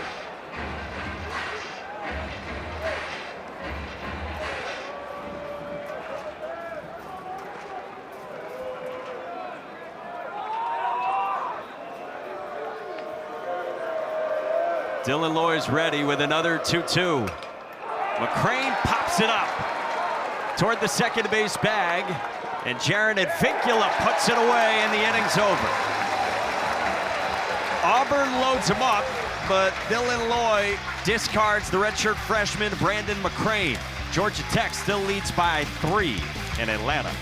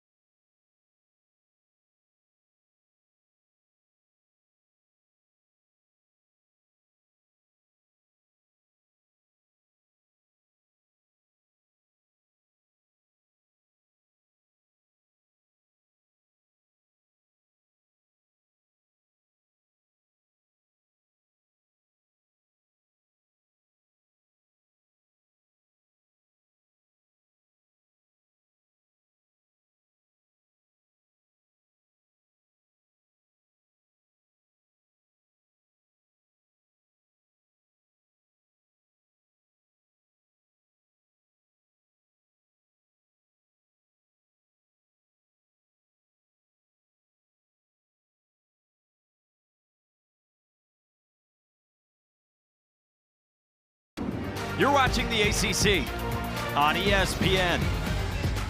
Number 3, Georgia Tech here at home against number 18, Auburn, out of the SEC in this midweek matchup. Hey, before the game tonight, new Georgia Tech men's basketball coach Scott Crush just hired from Troy with a pretty darn good first pitch. Well, here's what you got to appreciate, too. He was down the bullpen. I saw him down the bullpen, and he got on the mound down the bullpen, recreate the situation, make sure that he was ready to go when he got out there. Not bad. Didn't light the gun up, but it was a strike. Middle. Alex Hernandez leads off, bottom of the third, with a slow roller at Chris Rembert. And there's one away for Justice DeYoung. Packed house. You got the new hoops coach in town. Luminaries that we mentioned, like Brian Snitker, Charlie Blackman. Big time field to this This one. is cool. It is. I mean, the setting at night is incredible anyway. But yeah, they were expecting it to be the largest midweek crowd that they've ever had at Georgia Tech. Nice little stroll among the crowd. Here's Kent Schmidt. All right, what do you got on the gold helmets? I like him. Political answer? Yeah, I mean, are you? I mean, given your Notre Dame history, does it bother you at all? Or I think there's room for both. Okay, good. I think there is too. Kent Schmidt strokes one to center. And Bristol Carter roams for out number 2. I think it looks particularly good. This is totally the intent. Yes, at night. And on the coaches. I think it's a nice little touch. You're just down in your coach's box. James Ramsey's got one. You know, like when you're in Little League, sometimes you used to sleep in a uniform the night before a game. I have a feeling that James Ramsey might have slept in that helmet last night. He was excited to put on the gold helmets. Here's Ryan Zuckerman, who went oppo his first time. James Ramsey did say in year 1 as the head coach, the job is his. Maybe not sleeping a ton, so when he is sleeping, it might be full uniform. Yeah, it's called preparation. We went into a lounge, I assume, of sorts here at the ballpark. All kinds of comfy chairs. Massage chairs. I'm all in. You got a few massage chairs. You get a few adjustable chairs. Popped up right side. Bingham in the backs up. And Rembert makes the play to end the inning. We'll ask James Ramsey about his lid when we come back. Good timing. See, that's a tease. That's what that is in the business. I call that a tease. Professional television. Yeah. Put it right there. 1-0 us. Hey, Tech fan, it's pizza time. Thanks to our proud partner, Alton.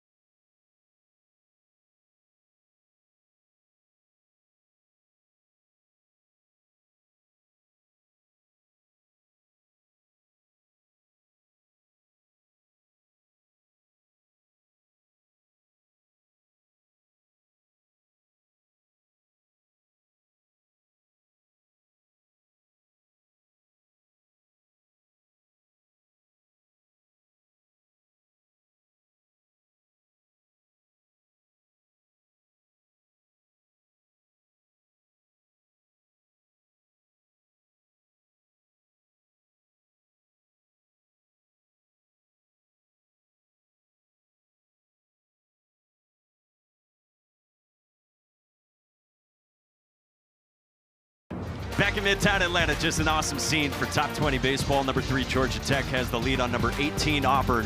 And first-year head coach James Ramsey, kind enough to join us. James, we're going to ask you a first question you didn't expect. Tell us about the gold helmets, your thoughts on it, and what you think of it. Yeah, I mean, hey, this is the cool part about these relationships. I let the guys make the decisions on some of this stuff. And, you know, all these guys nowadays, they like shiny, they like flashy. And so I always say, you don't want to draw attention to yourself, right? You can express yourself, and these are pretty expressive. I just got to ask you, when you look around this ballpark right now and the setting in center field, I mean, the center field setting here is as good as it gets at night. But what do you think when you look around? Yeah, it's a lot of people that have spent a lot of time you know, from administration to facilities, getting this place ready, to marketing, and obviously it goes to the, you know, the coaches and players. But, you know, for us, it's selling the vision to these recruits, man. These guys buy in, and it's all about them. They're the reason why these people are showing up, but it takes a whole village to make this thing happen. Bristol Carter flies out to center. James, what's been the story of your guys' season? Halfway point right now, third in the country, 22-5. What have you liked and what do you want to see improved? Yeah, I think we always got to keep just playing as many complete games as possible. I think most proud of last weekend is we played a really good NC State team. I mean, you want to talk about any time you face an Elliott A-Vent team, they're going to fight, they're going to play hard. You know, Clint and Chris do a great job on their respective sides of the ball, and we didn't give anything away. And so I think that was the big takeaway, is that was as complete of a weekend as we played. But I think we are who we think we are. You know, like we're as good as anybody when we're going good, and these guys play with confidence and they play together. You know, they're trying to do things that haven't been done here in a while. James, thank you very much for the time. You, man. It's good to see you. Appreciate it. James Ramsey, promoted from associate head coach to first-year head coach of the Yellow Jackets. His team's got a 6-3 lead here, top of the fourth. Stud catcher Chase Freilich in the box for Auburn. So we showed James's numbers when he was at Florida State. His father, Craig, who's a buddy of mine, was Mike Martin's first recruit at Florida State. So good. James, an Atlanta native, gets a chance to come back home, gets his first head coaching job. And you know what I really liked when we were talking to him, and he did it right there too. He's not running away from how good they are. It's not the coach speak, you know, he's admitting, hey, we got a real chance. Like we love our club, we like the things that we can do, and I like ownership of that because he's right. Chase Freilich rolls over to Ken Schmidt for out number 2. Yeah, he used the word with us, inevitable. Like, in their confident clubhouse, they have a feel, while respecting the game, respecting the opponent, as you just heard from him. He said, like, you hope it's an inevitable feel that this is the group that can get it done. They think they're going to Omaha, and they haven't been there in 20 years. Like, that's what I love about it when you see a team like this, and it's acknowledging what's happened, that it's been a long time since they've been there. Chris Rembert pulls one to left, and Parker Brocious runs it down to end the inning. 1-2-3, top of the fourth. First time Auburn has been set down in order tonight.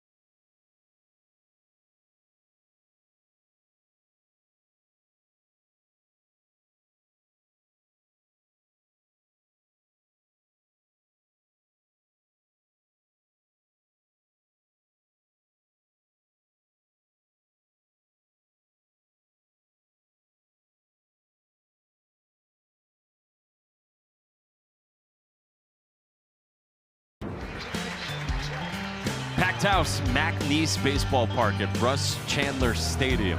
Georgia Tech up 6-3 on Auburn. As we go to the bottom of the fourth, this is one of 3 games tonight on our ESPN family of networks. Over on the SEC network, we've got Kansas at Missouri, and on ACC network, Campbell at number 6, North Carolina. They had quite a weekend now. North Carolina swept what was a ranked Notre Dame team. On the ground sharply from Carson Curse. Georgia Tech's shortstop, 108 off the bat for a leadoff single. And North Carolina like Georgia Tech, right at the top of the ACC. An ACC that, according to some prognosticators halfway through, Baseball America is saying 10 teams maybe out of the ACC. Yeah, I mean, think about some of the teams like Pitt has had a really good offensive year, has won some big series. Boston College is 8-4 of the league, just took 2 out of 3 from Virginia last weekend. There's Will Baker, who had a bunt single his first time. Fouled away against Justice DeYoung.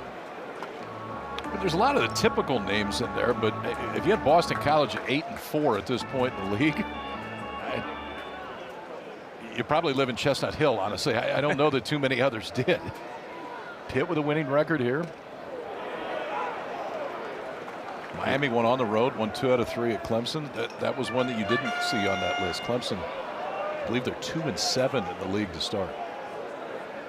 And yet with what Eric Bakich has done, you do have a level of trust that they'll figure it out. 1-2 on Will Baker. I had him a week ago against Coastal, and he really likes his club. Just hadn't all come together quite yet. They need Purify back. It'll be another couple weeks. Got hit with a fastball on the hand. He's been swinging it well, too. Jaron Purify, very athletic, experienced middle infielder.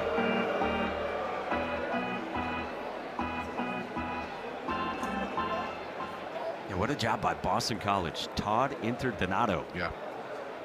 Heck of a job at the Heights. Swing and a miss. Beautiful off speed from DeYoung for the first out here in the bottom of the 4th. He's done a pretty good job since coming out of this Auburn bullpen. I mean, he's thrown a whole lot this year. This is just his 4th outing. He had 2 2/3 innings total, and that's the one thing these midweek games can do, is give some guys an opportunity that haven't had a chance to throw on the weekend, and then you push yourself up over the course of following weekends based on how it goes. Told you how good this Auburn staff has been. Jake Marciano on Fridays. Jackson Sanders has a mid-3s ERA on Saturdays. And Alex Petrovic on Sundays, 2.80 ERA.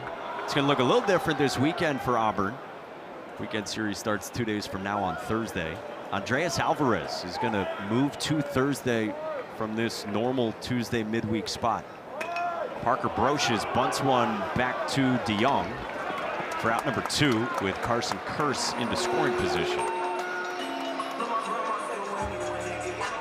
Butch Thompson said it just felt like the time to make that move. Short week. Marciano's been great on Fridays. They didn't want to bump everybody up a day, and well, that's the advantage of a guy in Alvarez that has the best. I mean, he's got a sub-1 ERA through 6 starts, and the punch-out numbers have been huge. He probably has the loudest stuff of any of their starters, and he's been pitching on Tuesday up to this point. Well, here's Drew Burris, preseason first-team All-American, and he stings one into left field. Carson Curse scores as it gets past Terrell. Burris motors to third. Bristol Carter collects. Burris to the plate. McCrane's throw. Not in time.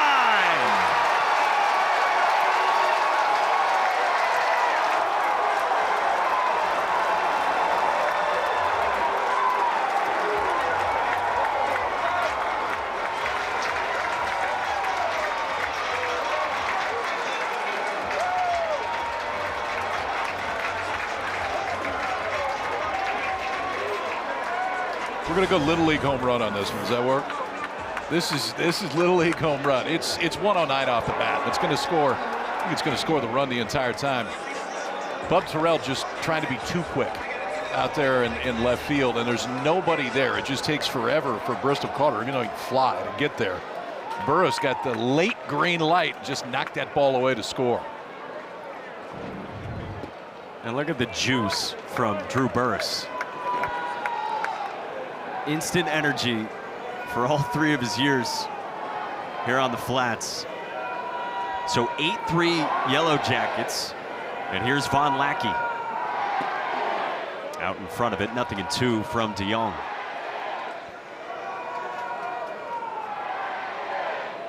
So the last couple trips to the plate, 108 off the bat for Drew Burris, and then 109. and driven in 3. 0-2 to Lackey.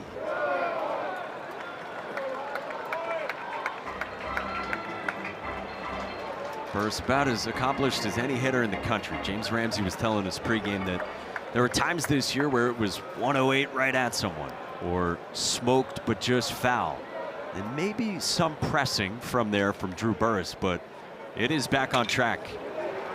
Lackey chops one left side. Guevara cuts it off, and the throw pulled Bingaman up and off the bag. Lackey reaches with 2 down here in the 4th.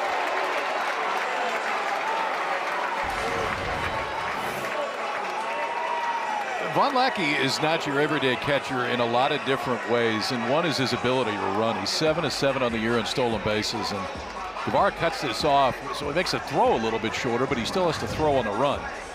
Elevated enough that Bingaman has to go get it, and a good job of Lackey getting on the line to just beat it. And it looks like they'll have a look at this over at first.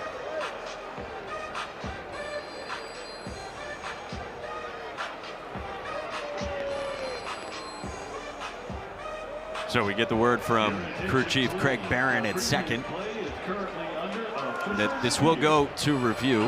We'll see if Bingaman was able to come down and or I think he would have had to tag it.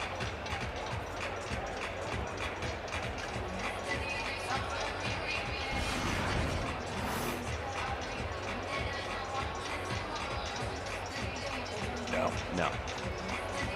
He didn't get him, and I don't think the foot got on the bag in time. The tag definitely didn't get him. Watch that left foot. I mean, that would be where they've got a chance, but it looked like they both got there at the same instant. That's pretty athletic now to go up and try to make a tag and then have the presence of mind to land on the bag. That is not easy to do. I don't think you can overturn that. You're right. Credit freshman Ethan Bingaman. He made that close. Yeah, I mean, it's usually one or the other, right? I mean, you go up and you swipe the tag. You don't really have the body control to come down and have a chance to be on the bag, and he's doing it with what normally wouldn't be a stretch leg. I mean, he's flipping legs in midair and trying to get the base with his left foot on the way down.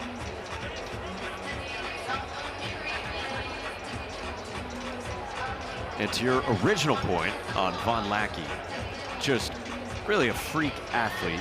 Tate McKee was saying the other day on our air on ACC Network that Von Lackey is the most athletic teammate he has ever had in the sport of baseball. I mean, he's like a middle infielder that catches. The kid at West Virginia is like that. Riley, the catcher, the sophomore, like crazy athletic behind the plate. Could probably play anywhere, but like he's been great behind the plate. But honestly, if you're a pro team, it gives you the ability to look at it and say, well, you know, if we have a need somewhere else in the organization or potentially at the big league level, he doesn't need to stay behind home plate. Another look at it. I don't think enough to overturn. It's not for me. I think they both got there at the exact same time.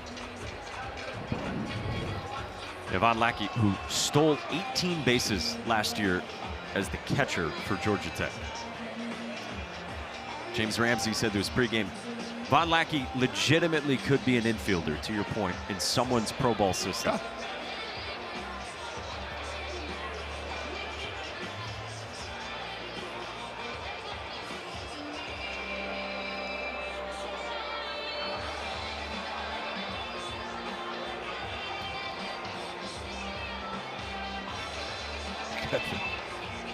You got on the review song here. Why you gotta go make things so complicated? Is this Avril Lavigne? Yeah. It's pretty good work. Let's just confirm we have Shazam for a reason. That's what you do in your 30s. You break out Shazam. Do your Shazam. I mean, complicated. Be fair, Avril Lavigne. Boom. You didn't have to Shazam it. Never We were already doubt. there. It is a little more complicated than I thought. Yeah.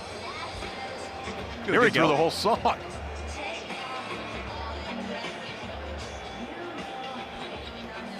Safe. At first. Just ask us. That's all you gotta do. Just point up here. We'll give you the sign. We're good. Imagine having all that power for reviews. No. And, nope, they just told he's safe. Thank you. Checked in with KP. He says out. No, safe at first for Von Lackey. Everett Tieford, the pitching coach for Auburn, strolls out. And 2 outs here, bottom of the 4th. And a dangerous spot lurking in the Yellow Jackets lineup. 3-hitter Jaron Advincula. And so, in a bullpen game on this Tuesday night, Auburn back to the bullpen. Yellow Jackets by 5 in this top 20 showdown.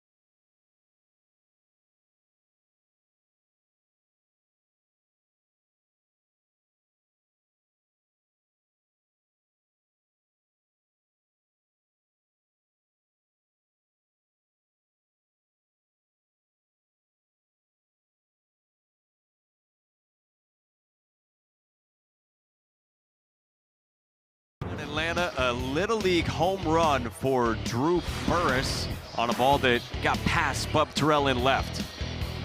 He can move it now, too. I mean, Burris right now goes, well, hold on. We got a little something different here than I thought there was. One peak right there. Now, I love James Ramsey, too, getting down that line as far as he could. Wait. Let's give it a run. Ball pops out. Burris adds to that Tech lead.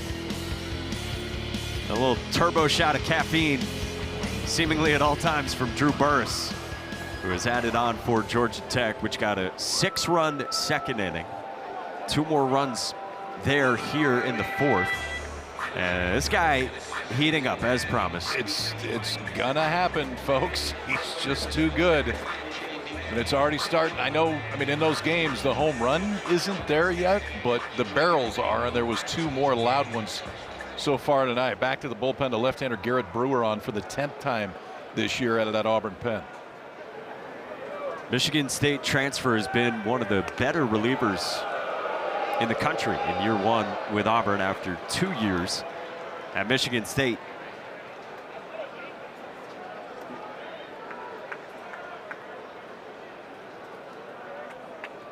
He goes left on left with Jaron Advincula. And starts him out with a swinging tip for strike 1. Kind of wondered what the Auburn arms would look like tonight. We've mentioned a few times. They get right to it on Thursday, back to SEC play. Butch Thompson wants to have everyone available. Chopper towards second at Chris Rember, and the inning's over. But 2 more for Georgia Tech, and the lead is 5 for the Yellow Jackets on Auburn through 4.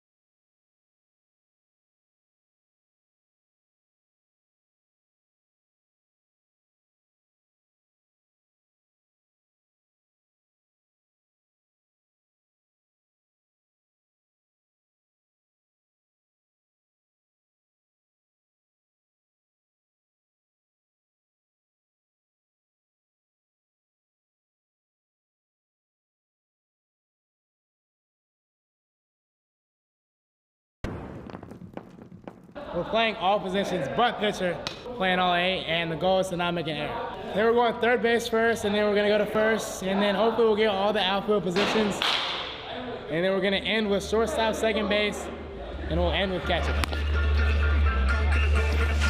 You want to know why? Because he can. And there aren't too many that can do that. That's got to be a lineup card to keep, don't you? That's one you give to Lackey afterwards. I mean, look at that. First base, left field, right field, center. And we'll hit the infield and we'll finish it out behind I'll the throw plate. the gear on for the 8th and call it an evening. James Ramsey was familiar with it because Buster Posey had done it at Florida State. He did it the year before James Ramsey showed up in Tallahassee. Vaughn said the hardest part for him was the outfield. He's just never been in the outfield before. 5th inning starts with Brett Barfield, former Florida State Seminole, on to face 4, 5, and 6 for Auburn, beginning with Eddie Madrigal. He's been really good for Georgia Tech out of the bullpen this year. Senior left-hander who's been around a little bit, but for Barfield, it's very fastball heavy. 75–80% fastballs, 2 different breakables, some changeups to righties. His 0-1. Up high with a breaking ball to Madrigal, who's 0 for 2 so far. Strikeout and a fly out to center. Barfield came on Saturday against NC State. Really good baseball game. One of the best ACC games of the season. And Barfield was great to finish it off. 8 pitches, 3 outs, had a punch out, and just pounded the zone. It was a heck of a weekend series for Georgia Tech. Friday, a 3-1 win against NC State. Saturday, that 6-4 win against the Pack, and then Sunday, 10-zip in 8 innings. They got a gem from Jackson Blakely. Coming back from Tommy John, 7 innings shutout ball.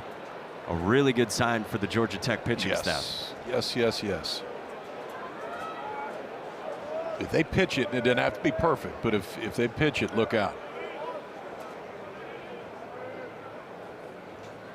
Brett Barfield's 2-2. On the ground right side at Jaron Advincula. 1 away in the 5th. Hey, ESPN's the home of the women's Final Four. Friday night, we've got all 4 1 seeds. South Carolina and UConn started off at 7 Eastern. Then it's Madison Booker in Texas against Lauren Betts and UCLA. Coverage starts at 6. We got a special courtside presentation for both games here on ESPN2 and the ESPN app. So what do we got? We got all 4 1 seeds on the women's side. We got 3 of 4 1 seeds on the men's side? I believe so, right? I just know I really needed Duke. No, it's just... Erica Farr sharply at Ryan Zuckerman. 2 down. At 104 off the bat. Doing it all tonight. Tree scraping early in his first at bat. Now this time takes it a rocket backside. Knows he's got plenty of time. 1 hopper. All right, we'll take a second. Just make sure that we throw it in the right spot. Plenty of time. 2 quick outs here for the left-hander. We got 2 1 seeds. 2 in the men's Final Four. UConn just feels like a 1 seed because they have been for so long. Yes. Illinois, UConn, a 3 and a 2, and then Michigan, Arizona. Bub Terrell takes ball 1. You want to make any picks? Feel like doing that tonight? Michigan. For the whole thing? Yeah. Why? Because you asked me to make a pick, and there's only 4 teams, so that was one of them. Oh, you know, I like their defense. Terrell skies one in the left center. Drew Burris circles, and the inning is over. Georgia Tech relievers have sat down 8 in a row. Listen to KP if you like the Wolverines. More in-depth basketball coverage to come.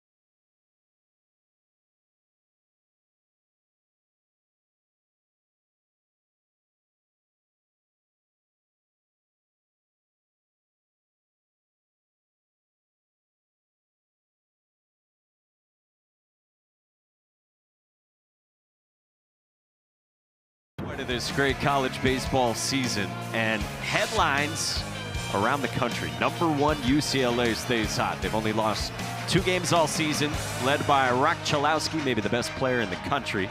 We had 7 top 25 teams swept over the weekend. How about 3 straight walk-offs? Vandy, Tennessee. That was a quiet weekend in Nashville. The last one, 16-15. Texas wanted a final inning each of their last 2 games to sweep OU. Florida comes in after getting swept and sweeps Arkansas, who will head to the Plains. It's Arkansas-Auburn this weekend. Alex Hernandez, cleanup hitter for Georgia Tech, leads off here in the bottom of the 5th with the Jackets up by 5 on Auburn. How about Landon Hairston for Arizona State? Yeah, had 2 more last night. 17, just a sophomore. The sophomore class is obscene. We got some hitters coming back next year, and not just that. The OPS for Landon Hairston is 1578. Willie Bloomquist and his staff. You got a chance, man. Yeah, they were saying that it's like Barry Bonds-like with him leading the way. He leads off, too. That's the crazy thing right now is that's the way you get to start. It's like Burris leading off. I got to start with this guy? Come on.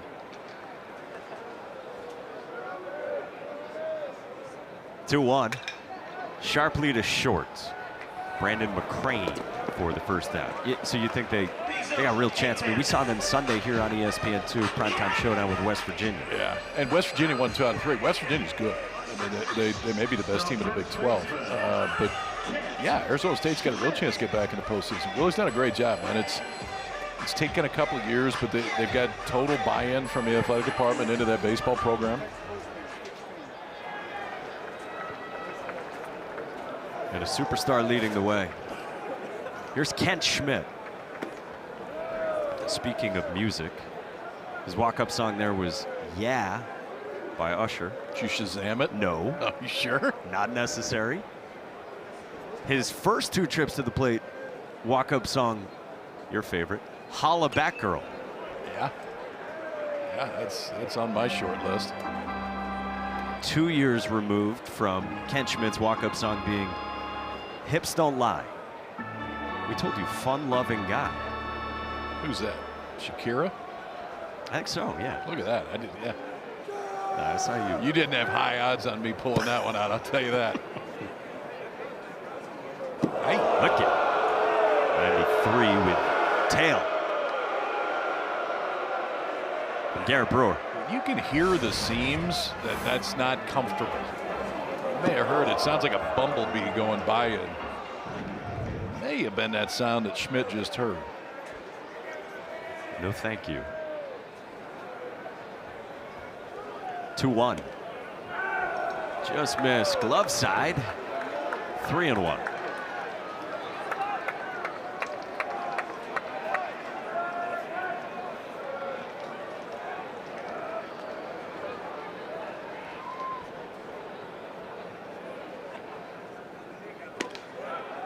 Just miss. Good take from Kent Schmidt.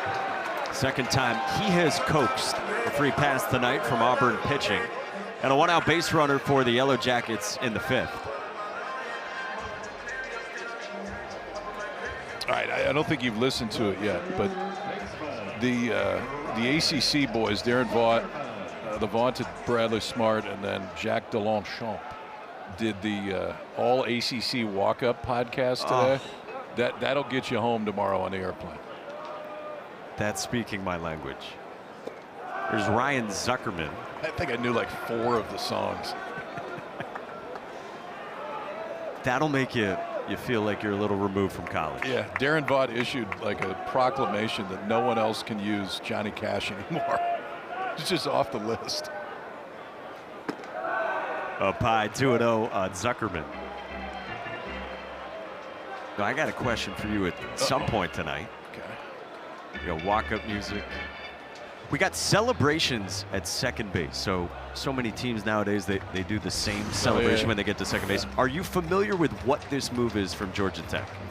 This move right there, when you kind of punch, that's called hitting the whip. Oh. Have you hit the whip before? Or the nay-nay? No, I'm 0 for 2 on both of those. No. Made famous about a dozen years ago. The whip and the nay-nay. Yes, of course. They go hand in hand. So you can listen on that one back to Omaha. Was just checking. Wanted to make sure. Thank you. You're welcome. You'll have time to learn before we're in Knoxville this weekend. Good. 2-1, by the way, on Ryan Zuckerman. Garrett Brewer deals. Fouled away. 2-2 with Schmidt aboard. It sounds like we have more celebrations here. We're both getting tested.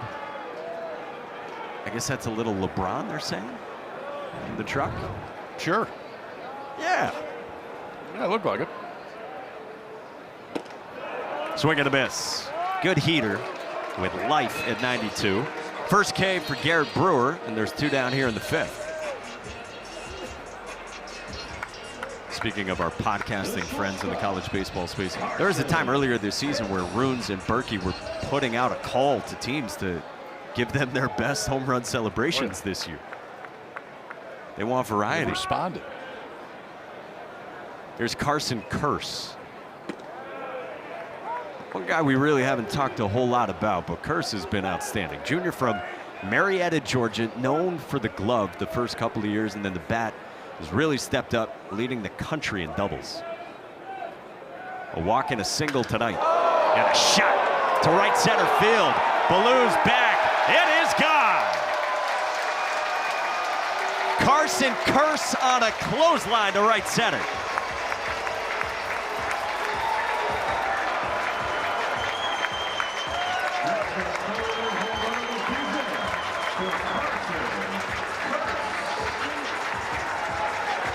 Oh, it can happen in a hurry with this offense. And it's not just the guys in the middle of the line. That's a shortstop, folks, hitting 7th that leads the country in doubles. This isn't a double. This one's going the other way. Curse knows it right away, too, off the bat. 105 off the bat, opposite field. 2 of the 3 home runs tonight for Georgia Tech have gone the other way. That one a 2-run shot that extends the lead now to 7. So Georgia Tech has 430 Oppo and 408 Oppo. Now Will Baker looks at strike 1. Ho-hum, 10 more runs for Georgia Tech. We're in the 5th, by the way. Against a team with the 2nd best ERA. Now, granted, not throwing their best arms in a midweek game. But the 2nd best ERA in the country. They're doing it late, too. 8 of the 10 that Tech has scored tonight have come with 2 outs.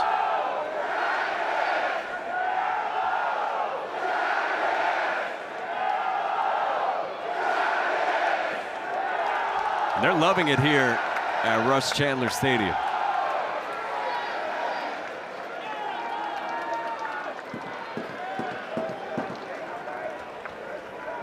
Quite a team they have this season.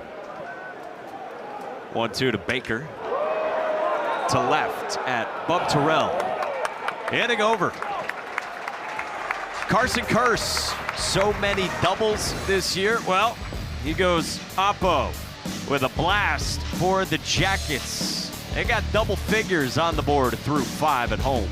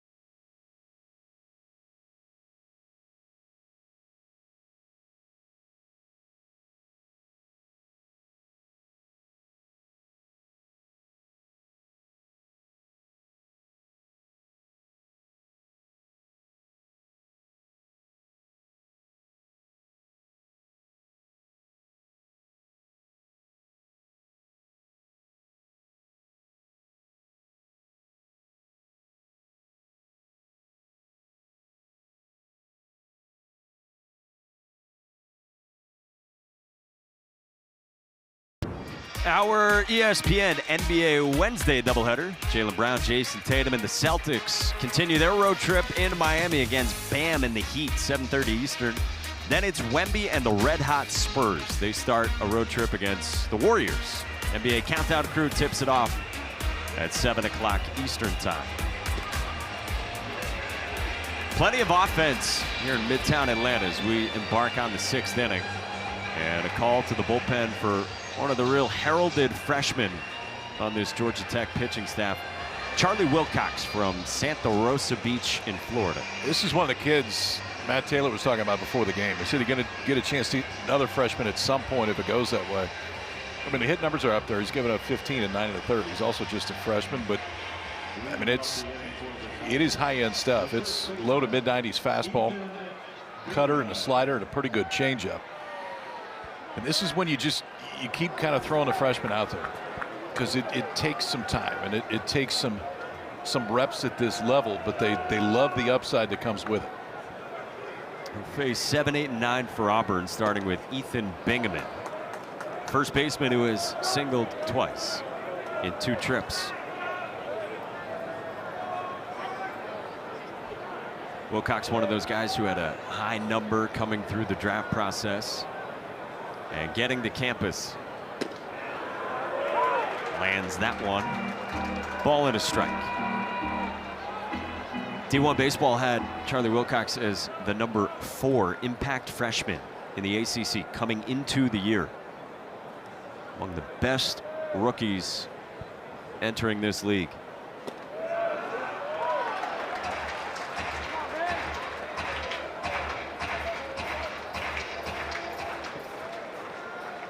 James Ramsey has said he could have been a Sunday starter to begin the year.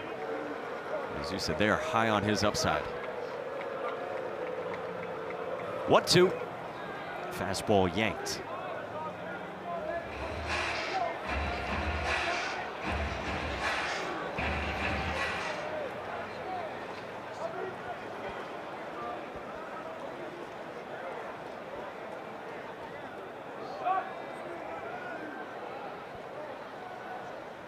Two. Swing and a miss. There's the heater at 94, and there's one away. You can take 94 with sink right there, too. I mean, you can see it just get underneath the bat of Bingaman right there. And it is that late arm side action at 94, 95. Starts as a strike, and then the sink took it down and out of the zone. That is tough to get on top of, or in this case, make any contact. It's a pretty quick arm coming out of that frame. Here's Cade Ballou, 0 for 2 so far, ground out to second, and a strikeout swinging that came left on left against Dylan Loy.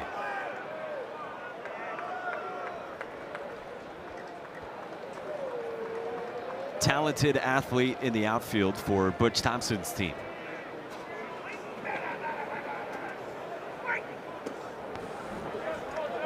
At 95, sinking.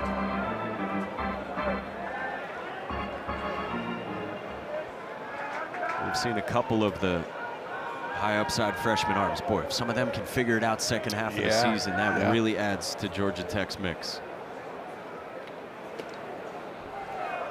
3-0 on Ballou.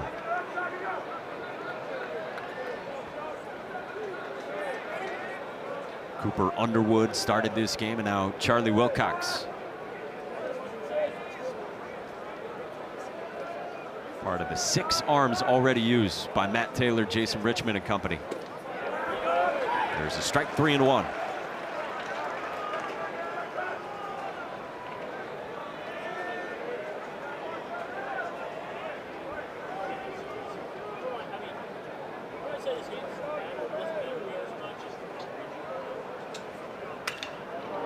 Ballou to center, and Drew Burris, who coasts back for out number 2. 10 in a row set down now by Georgia Tech pitching. You like that sign for the freshman, too, getting a 3-0 count right there. Fight yourself back in and out. No freebies at this point for this Georgia Tech pitching staff. That's what you got to be thinking the balance of the way with a 7-run lead.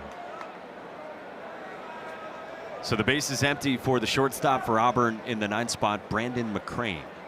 Walked and scored in the second, then popped the second. And it soared there from Wilcox. You see why that you can dream on the upside here.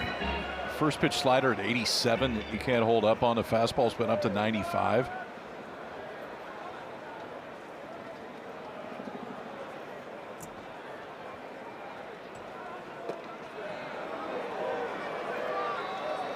Pretty good life on the fastball too. Spin rate up to nearly 2,600 RPMs, which is very good for a fastball.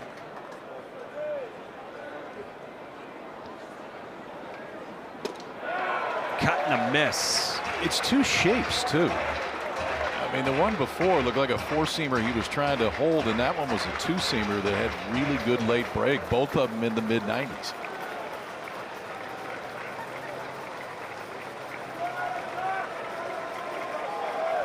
Charlie Wilcox ready with a 1-2. Just missed, snapping off a gorgeous breaking ball. Wow. Not sure if he was trying to throw it front door, but he just about got a called strike for it. I think Matt Taylor thought he should have had a called third strike right there. What makes you say that? Well, I mean, maybe he's just demonstrative in general. I don't know, but it appeared that way. 2-2. Popped out of the middle of Lackey. That's where your thumb is going to be singing all night. Oh, it's those little ones that they don't look like anything. It didn't hit any part of him, but get enough of that foul ball, it changes the trajectory of the ball just enough, and it just caught the thumb of that catching glove, and that hurts.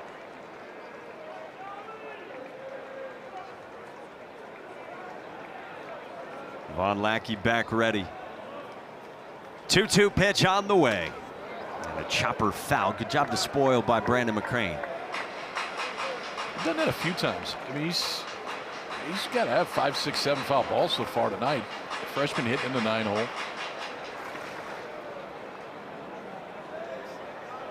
Kid who kept working during his redshirt year last season.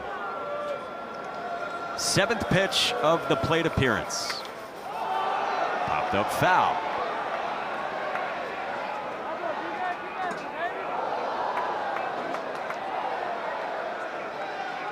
Auburn got 3 in the top of the second. If you're just joining us, Georgia Tech countered with a half dozen the next half inning.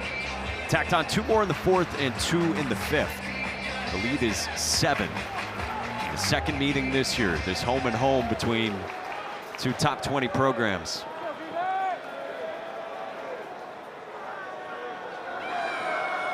Two on the way.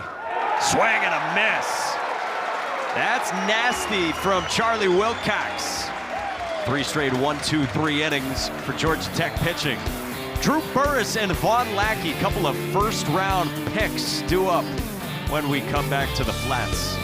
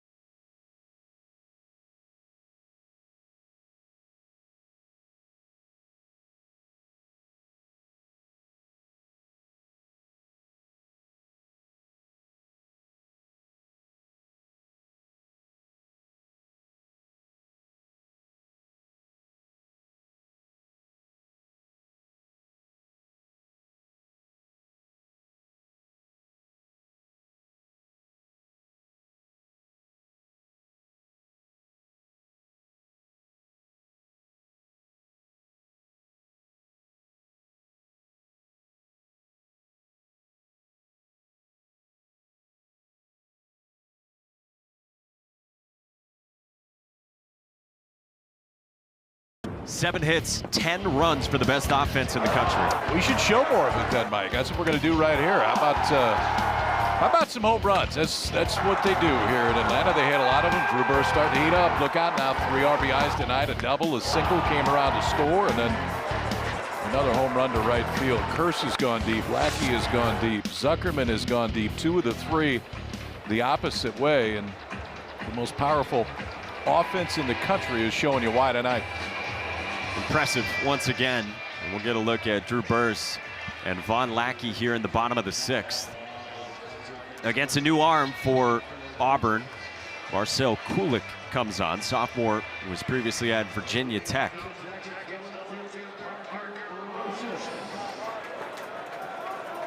Parker Brocious leads off for the Jackets. I mean, it's just ridiculous, the numbers for this offense, as you get a look at Kulik. Georgia Tech, through 27 games entering tonight, 307 runs. Most ever in the 131 years of Georgia Tech baseball to this point.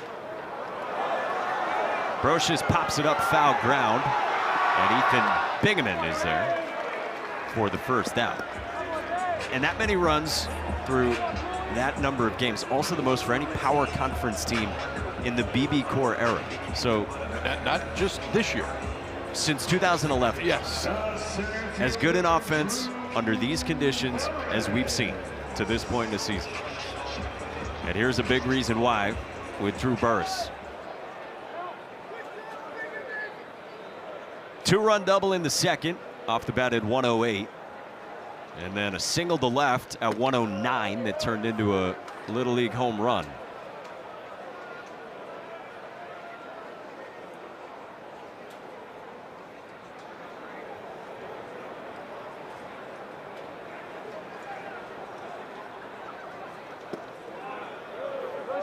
Breaking ball misses from Kulik.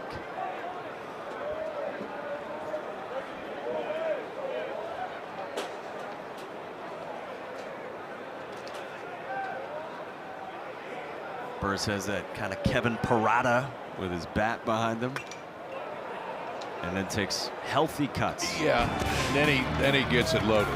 But there's a lot of movement before, but 2 different times Burress has come to the plate tonight. The ball's come off the bat at least 108 miles an hour. Went out to left field, and then he put the Jets on. The minute it got past Bub Terrell out in left field, Burress came all the way around to score.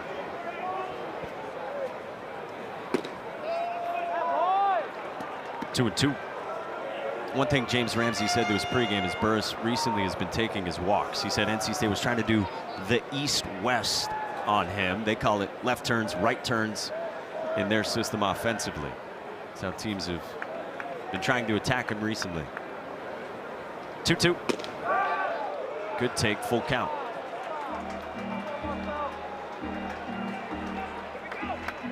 Left turns, right turns. That was a new one for me.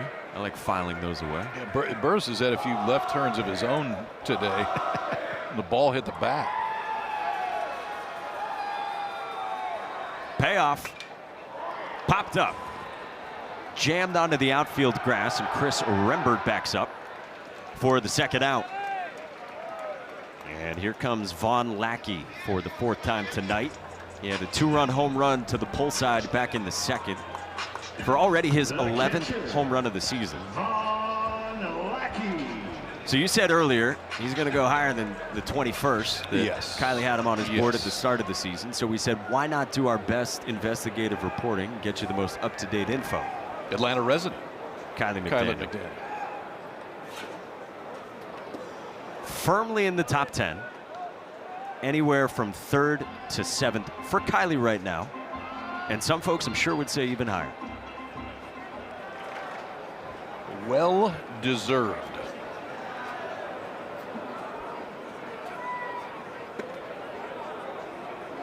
Cool learning about his recruitment as well. James Ramsey was sharing with us pregame that a 5'6" high school sophomore Von Lackey was sending DMs to not just the Georgia Tech baseball Twitter account, but others, just hoping to get a look. Recruit himself.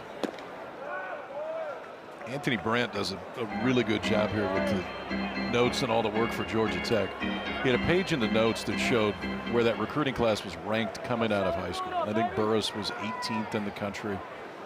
Von Lackey wasn't ranked. It wasn't in the top 500. It just had a slash line next to his name when it said where was he ranked. Well, I'd say they've turned him into and he has turned himself into quite a player. To what D1 Baseball says at the midpoint is the best catcher in college baseball. I remember Danny Hall saying once upon a time, a 5-inch growth spurt for Von Lackey late in high school. That doesn't hurt.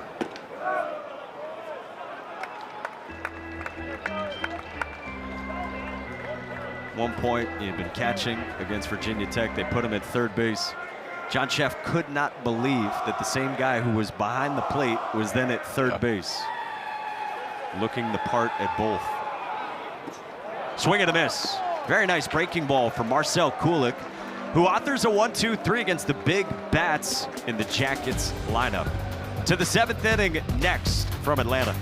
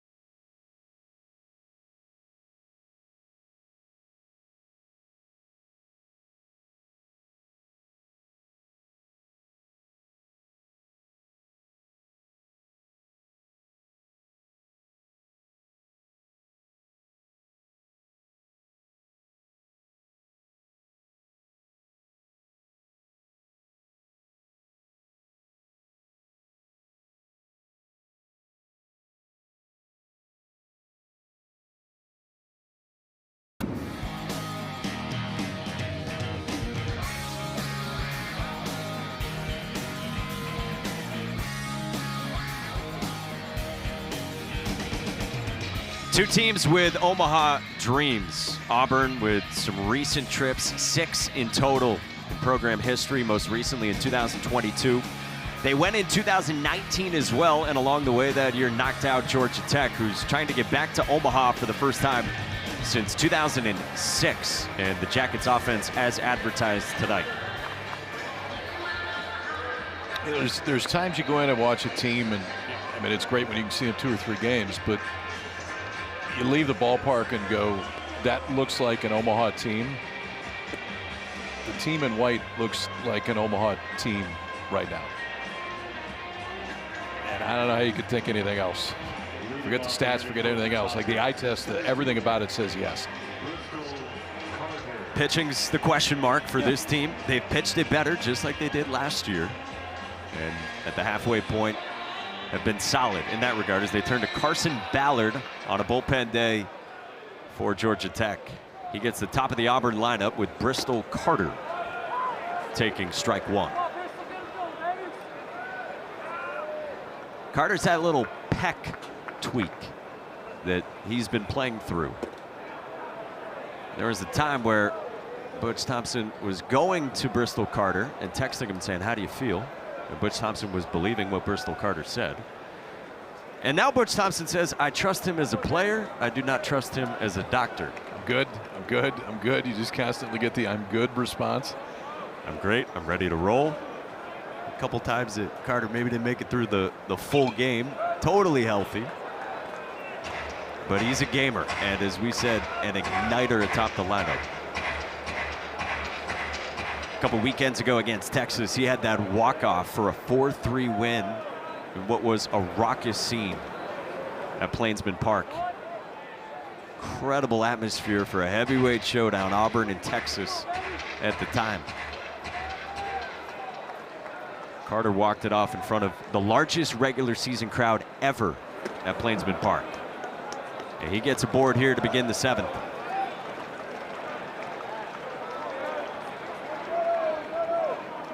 Yeah, we've talked about the changes in the setting here at Georgia Tech, and you got to sell out on a Tuesday. You're seeing a lot of the same things at Auburn right now too. I mean, the money that they put into Plainsman Park, seats on a green monster, the only place in college you're going to see. There's only one other place in the world that you're going to see it.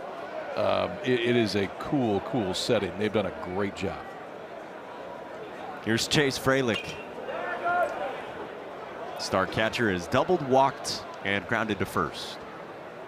Yeah, it was cool hearing from Butch Thompson. He said it was a dream at one point, and he's now in year 11, and he has seen it grow and turn into actuality at Auburn. Backdoor miss, 1-1 from Ballard. See if Auburn can do anything here with the meat of the order. It had been 11 in a row set down by Georgia Tech pitching before the Carter walk. 1-2 on Chase Freilich.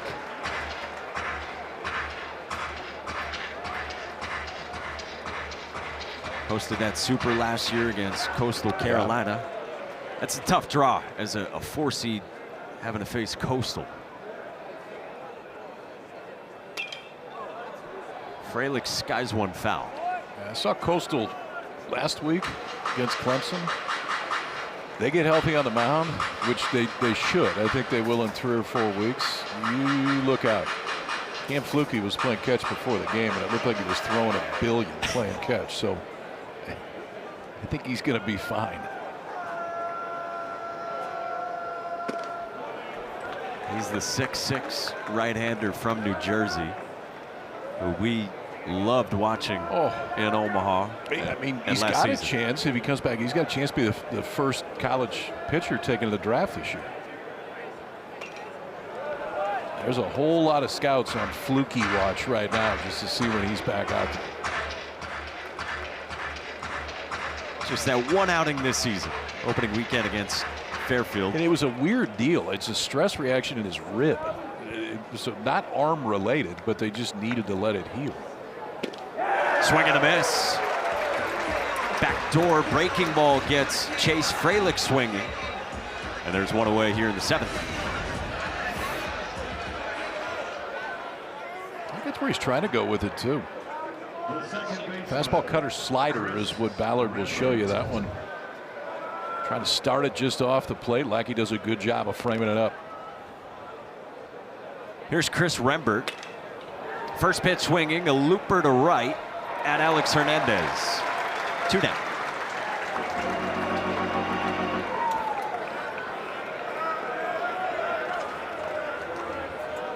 Good to see Rembert healthy. Butch Thompson was saying to his pregame that he is very close to 100%. Probably came back earlier than maybe he otherwise would have, trying to play through that sprained ankle. Yeah, Butch made the comment. He said, it could have been a lot worse. We weren't quite sure how bad it was when they originally saw the injury, but a massive part of this team offensively and defensively. And Butch Thompson said to us, you think about what so unfortunately happened at Florida State over the weekend to their superstar Miles Bailey. Wasn't that hard to see? Oh. It's just, I mean, take the numbers away for a minute. And Bailey, one of the best power hitters in the country, but just one of the emotional leaders on that Florida State team, who's had such a great start again to the year. Yeah, that was tough.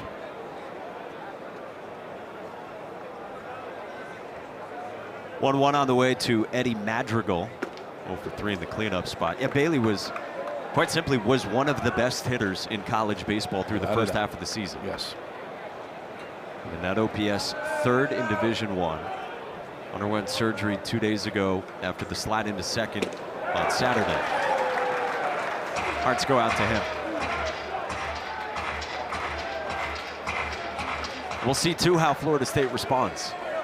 It is a huge piece of that team.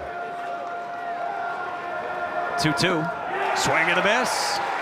Backdoor again for Ballard. Couple Ks for Carson Ballard against the heart of the Auburn lineup.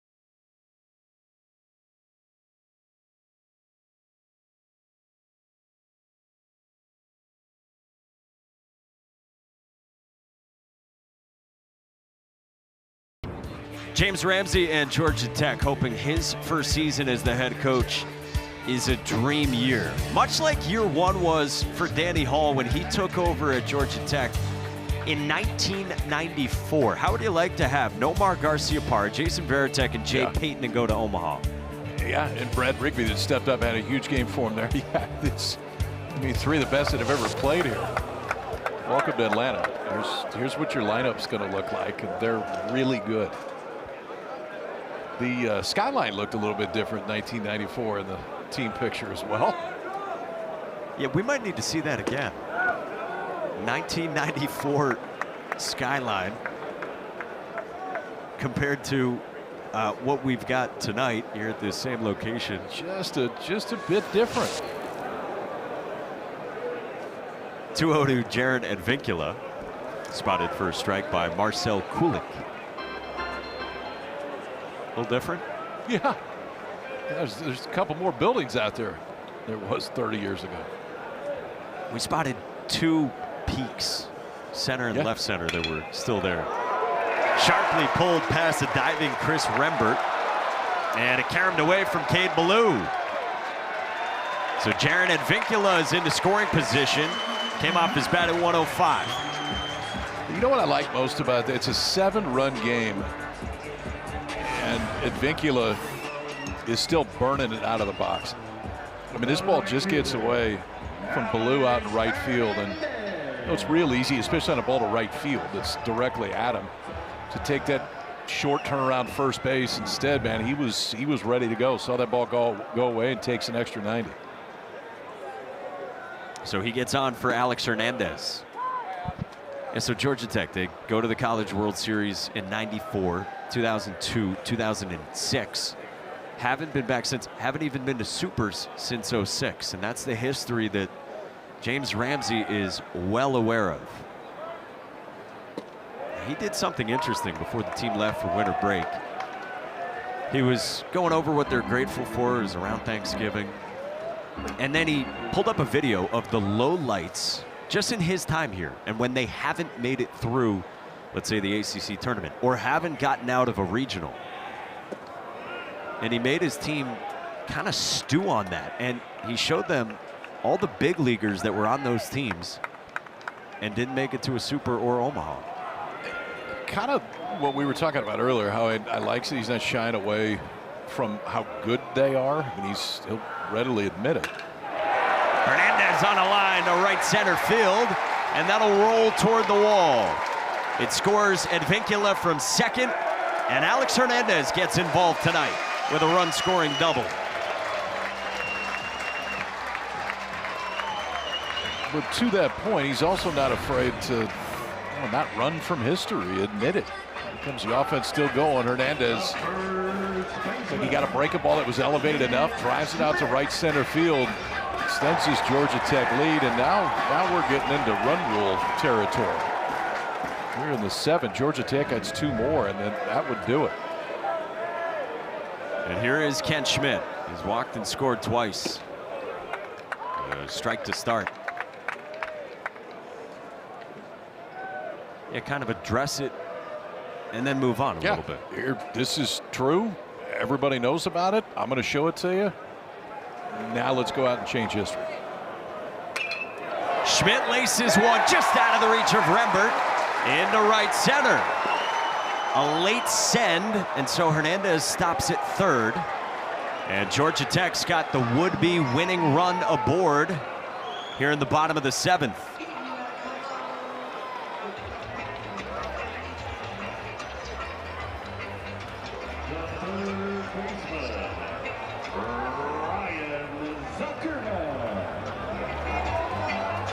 So still nobody out. Single, double, single here in the bottom of the 7th. And now here's power hitting Ryan Zuckerman, who homered Oppo his first time back in the 2nd. Now we'll get a mound visit here for Marcel Kulik.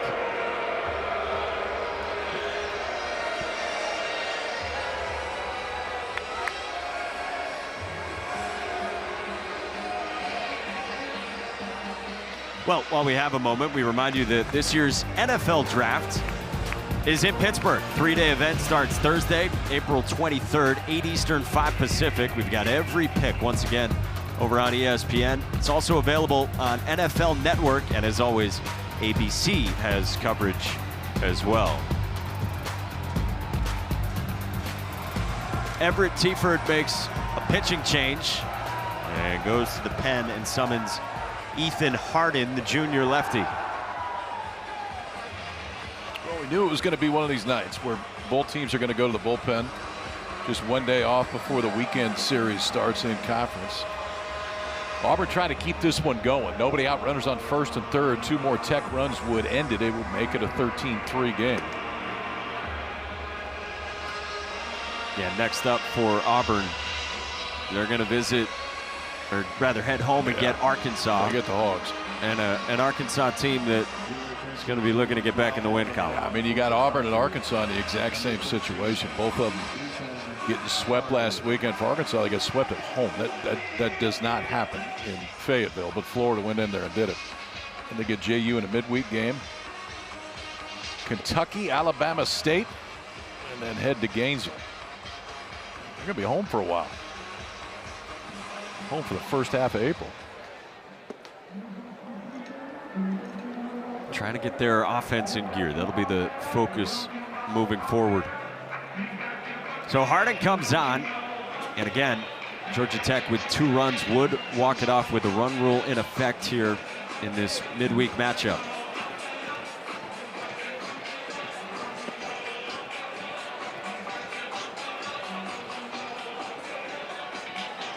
Good vibes for Georgia Tech.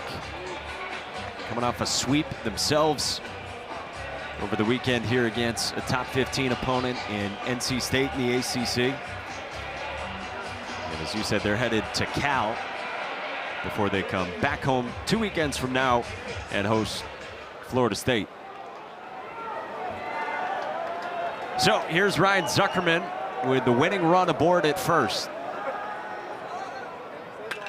Zuckerman on the ground to short. Eric Guevara has moved there, and Rembert's turn in time for 2. 6-4-3. Alex Hernandez does score to make it 12-3 Georgia Tech.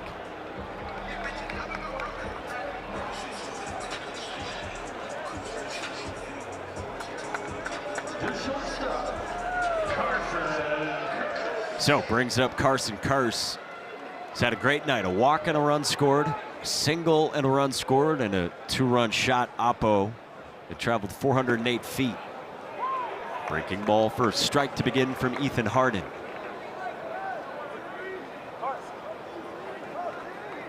Carson Curse is taking over shortstop from Kyle Lodies. Got drafted in the 3rd round after a great season last year for Georgia Tech.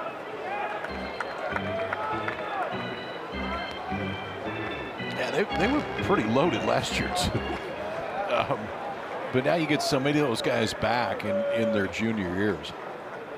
Just 2 of the 9 in this offensive lineup today from Georgia Tech are underclassmen, as opposed to 6 on the Auburn side.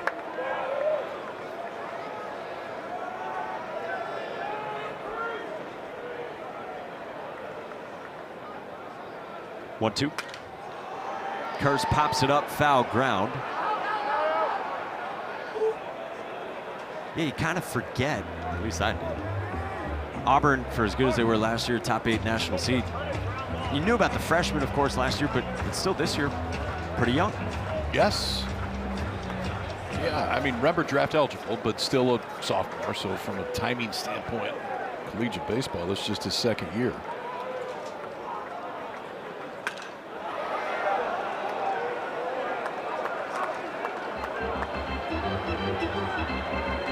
We'll see what the new look rotation looks like for Butch Thompson and company over the weekend. Andreas Alvarez, we told you, a sparkling .85 ERA in 6 midweek starts.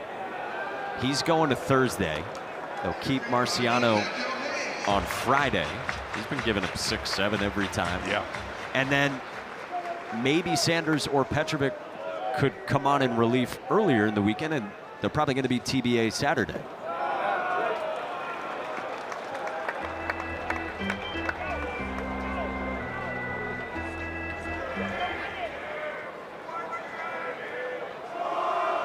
Carson Kurtz waits on a 3-2 from Ethan Harden.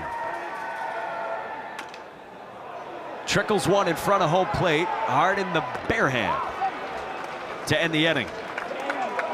Harden makes quick work on in relief, and we continue on. Georgia Tech rolling as we hit the 8th.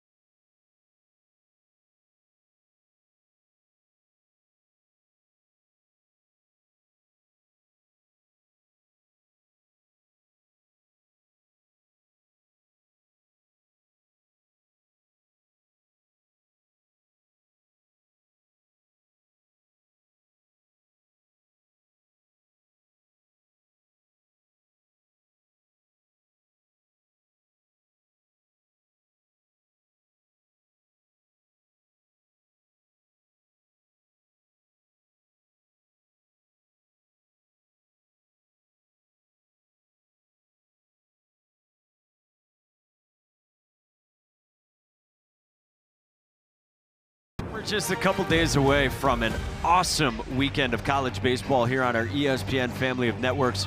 We'll be in Knoxville, and that's just part of the action we've got for you. Yeah, that's a pretty good rundown right there. Florida State heading to Charlottesville, Virginia. Coming off a weekend where they lost 2 out of 3 to Boston College. Arkansas, Auburn, we just talked about that one. That opener on E2. And the always hospitable Arizona State matchup on Saturday night. A little late night West Coast baseball action to finish your Saturday off. And seriously, if you're a casual fan and you haven't tuned in, this is the right time to do so. Yes. Middle of the season. Join us. Halfway home after tonight. Caden Spivey, a veteran arms senior from here in the state of Georgia, takes over in the 8th inning against Eric Guevara.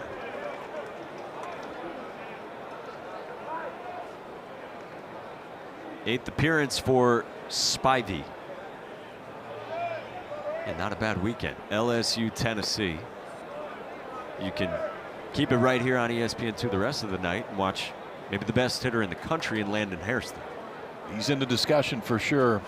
Just a sophomore, 17 home runs and 2 more last night.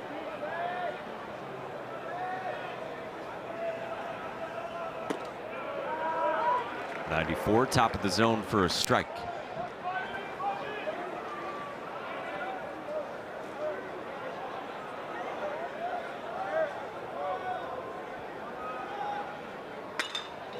Hot shot and a jumping grab by Advincula to nab 110 up the ladder. I know they didn't really need to add a whole lot with what they had coming back, but man, did they add a good one in Advincula. I mean, he's rock solid at second base. He went up now. He went up and got that thing. Hitting third in this lineup, and he's got a better vert than I think both of us combined. Can we do a standing vert or jumping vert, however you do it? And he caught it at the top, too. The best second baseman right there with Chris Rembert. They 1-2 flip-flop 1 and 2. Yeah, yes. Seriously. He battled it out for shortstop all fall with Carson Kurtz. He knows how good a defender he has said it himself. Carson Kurtz is. No shame in playing second with that guy at short. Well, and James Ramsey talked about it before the game. Said scouts will ask him, you know, what about Advincula? Can he play short? He's like, yeah, he can absolutely play short. But the way that this lineup works best is for him to play second. And Curse to play short. 2-2. Good problem to have. Above Terrell.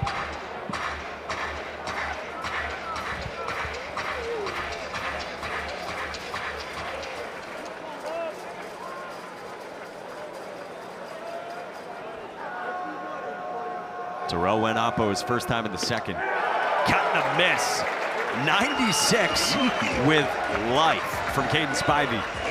That's that fastball that just stays at the top of the zone. I think it's going to come down a little bit more, but Spivey showing elevated velocity. But with that pitch, that's the swing and miss you're going to get, is the barrel to go underneath a fastball that just rides and stays right at the top, or in that case, just up and out of the zone. So 2 down, bases empty for Ethan Bingaman. And the fastball dotted at the knees. Bingaman 2 singles, infield single in the second, pull side single in the third. That was 4th trip to the plate.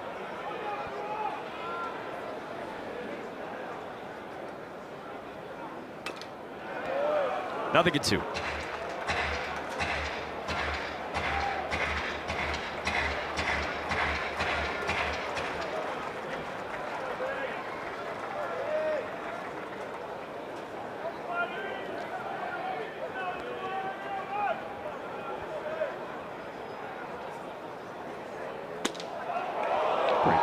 Misses in. This is another one that this stuff, I mean, the breaking ball, now whether or not you can throw it for a strike is one thing, but if you can throw it for a strike, it is a real breaking ball, and the fastball's been up to 96. Cut and a miss. Nasty fastball running up and away. Caden Spivey fans too. It was angry. 2 angry fastballs to end it, both at 96. Both got the same result. 2 strikeouts for Spivey. They're coming out of the bullpen. It is all Georgia Tech tonight. The offense, part of the story. The bullpen's been outstanding.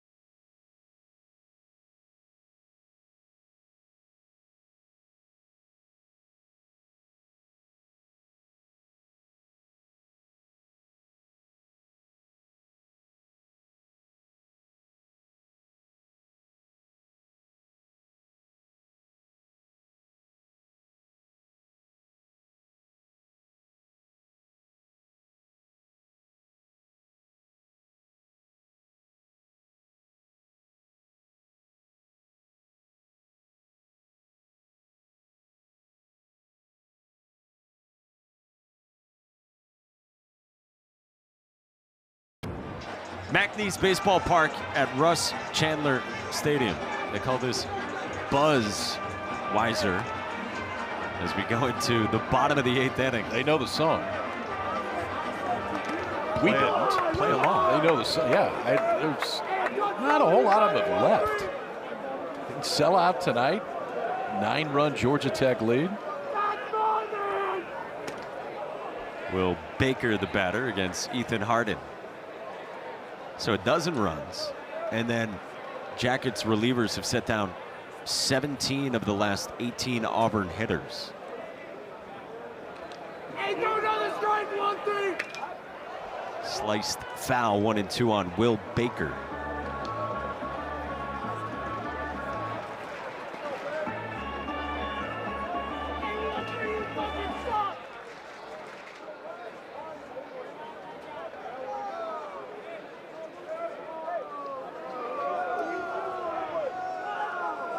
One, two. On the ground to short, Eric Guevara for the first out. Guevara moved from third to short last inning with Todd Clay coming into the game. And Brandon McCrane coming out of the game from short.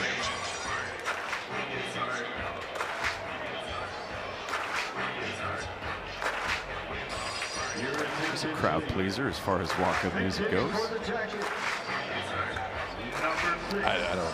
I don't know that one. Bradley Smart knows, I can tell you that, but I don't know that. Where's your Shazam machine when you need it? All right, let's do it. Come on. They're definitely chanting, "We get turned up." Caleb Daniel hits a skyscraper to right to walk it off.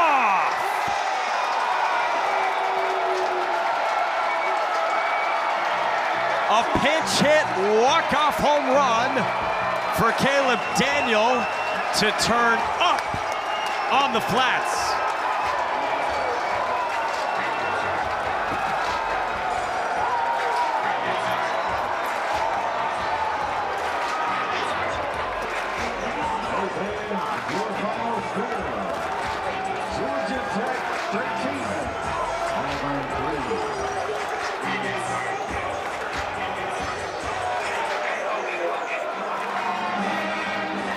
Pretty good ball club, Michael Monaco. Because the team on the other side's pretty good themselves. And Auburn had a rough weekend, but besides that, have been pretty solid the entire year. But Georgia Tech just looks different. And I say that in a good way. They're old, a ton of transfers, a lot of guys that have been here. Caleb Daniel comes in and ends it with one swing right there. 4 more home runs tonight for Georgia Tech. They scored double-digit runs yet again. And I'll tell you, the one thing that I take out of this that's an additional positive for Georgia Tech is the way that they pitched it out of the bullpen. That is, if you can get consistency out of the bullpen, and we didn't see Mason Patel either, who's probably their best bullpen arm. There's a whole lot of positive in that dugout in this stadium tonight. And how about the moment for Caleb Daniel? Has been dinged up a bit recently with a little back discomfort. He was borderline for being in the starting 9 for James Ramsey tonight. Well, he comes off the bench and he ends the ball game in run rule fashion in the 8th. Yeah, that was a loud evening. The best offense in the country averages 11.5 runs per game, and they put up 13 in 8 innings against a team that 48 hours ago was ranked 5th in the country.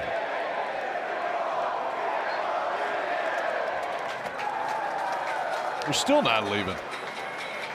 They don't want to. No, I don't blame them. It's been a fun ride first half of the season for Georgia Tech. 13 runs on 11 hits, and they split the season series home and home with Auburn. Took the first meeting, quieted the Georgia Tech offense that erupted tonight. And James Ramsey summoned Caleb Daniel for a curtain call, and in particular wants the student section to hear it for Caleb Daniel, who walked it off. I'd say you keep feeding the student section, don't you think? I may want to keep them coming back every game. Not a bad recipe. Heck of a night, Kyle Peterson. That was fun. Yeah, it was, buddy. I'll see you in a couple days. We got a great Thursday slate of college baseball. It starts at 5 Eastern on ACC Network. Top 10 showdown, Florida State and Virginia.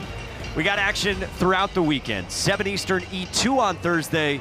This Auburn team at home against Arkansas. For Kyle Peterson and our entire crew, led by Sean Jackson and Arthur Kai, Mike Monaco saying so long from Midtown Atlanta.